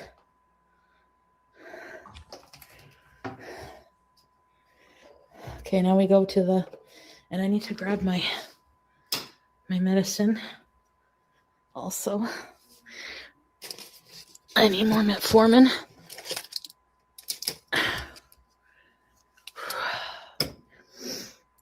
Come on. Come on.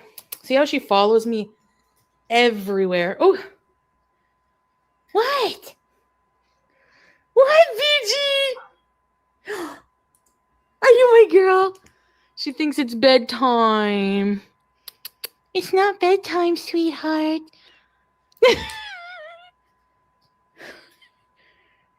No, it's not. There's Max. Where's Max?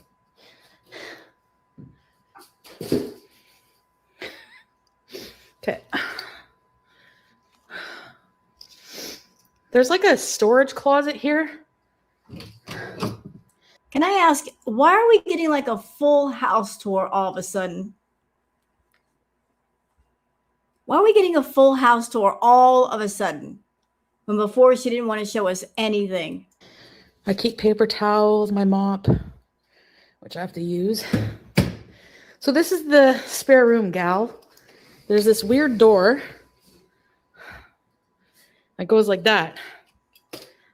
And then, what? Where did you come from?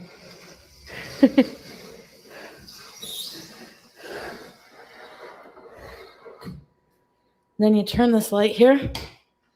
That gives you an idea of how big. It does have its own smoke and CO2 detector and a sprinkler. So if anyone gets trapped, if P gets trapped, whoa, I almost stepped on your tail. Here's the spare room. And that's the room that she wanted to put Pete's in. Yeah, she showed it. I was actually shocked, Starshine. I'm like, we finally get to see the spare room. She showed it. So this is the room that if Pete's were to move in, this is where he would be staying. It's a den, not a bedroom. True.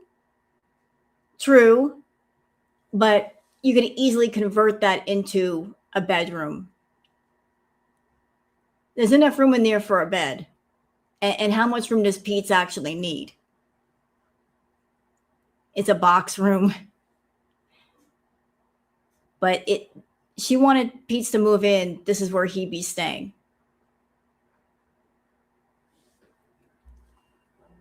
This will be his room. And here, there's never really anything in here. Just some bags. What's in here? I don't want you in the bags. Goodbye. Oh, you see the ball in there? Get the ball. Get it.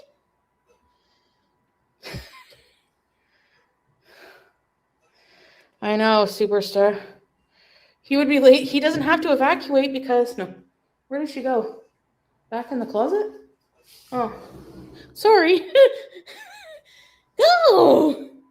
It's like they don't want the door to be closed, but they...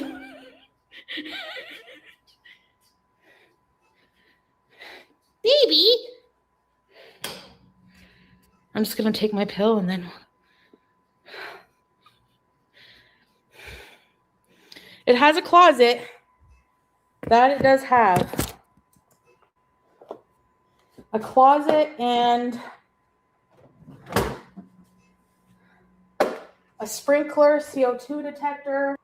Now, I don't think it's lawful to put Pete's in there. No window. Fire marshal might have a problem with that. Maybe, Terrell. Maybe. Oh. But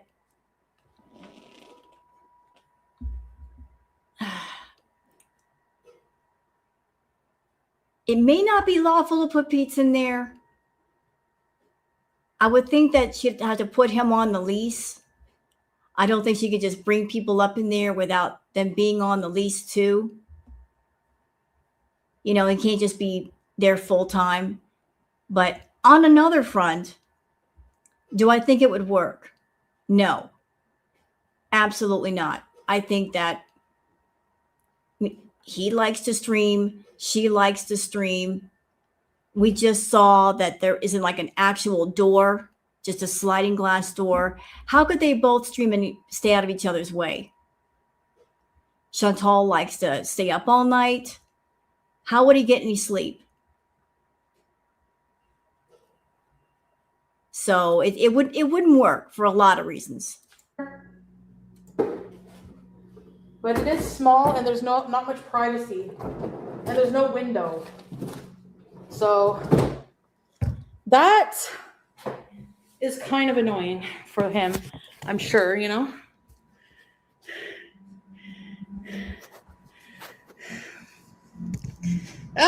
Executing. He'd be like, meh. But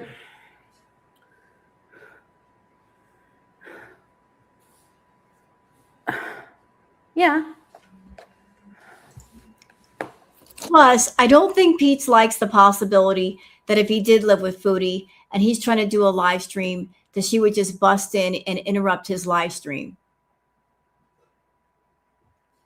I you know, just little things like that. I feel like I have to go to the bathroom.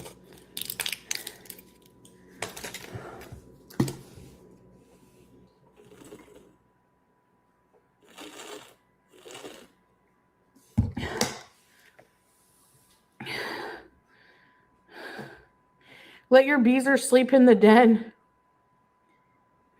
for 100 a night. Would be more than that. Okay, I'm gonna use the bathroom. Whoa. Come on, BG. Come on. Wipes. They're not baby, but they're flushable. Behind the toilet is dirty. I gotta get behind the toilet and clean there. You're right. It's dirty.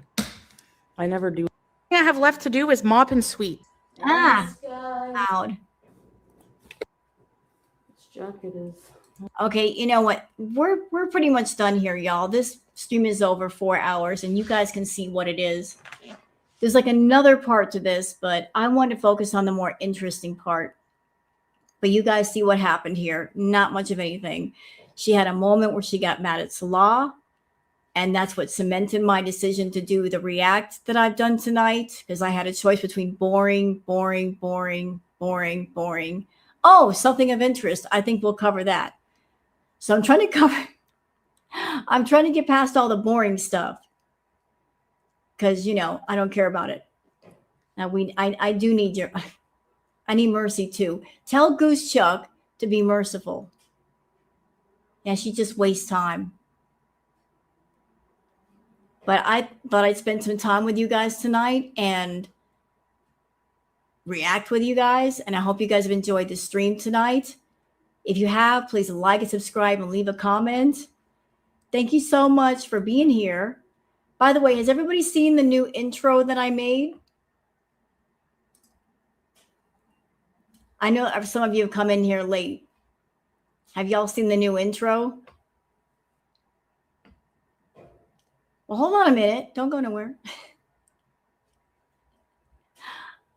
I made a new intro. I can show it to you guys real quick before I leave and then play the outro.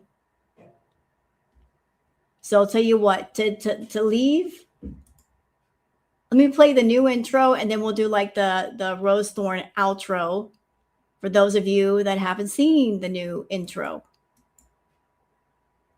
Hey you, don't you worry about a thing. Oh no, every day is just a brand new start. Just follow your heart. So many dreams are waiting for you. Sing hey, it's okay. Tomorrow's gonna be a new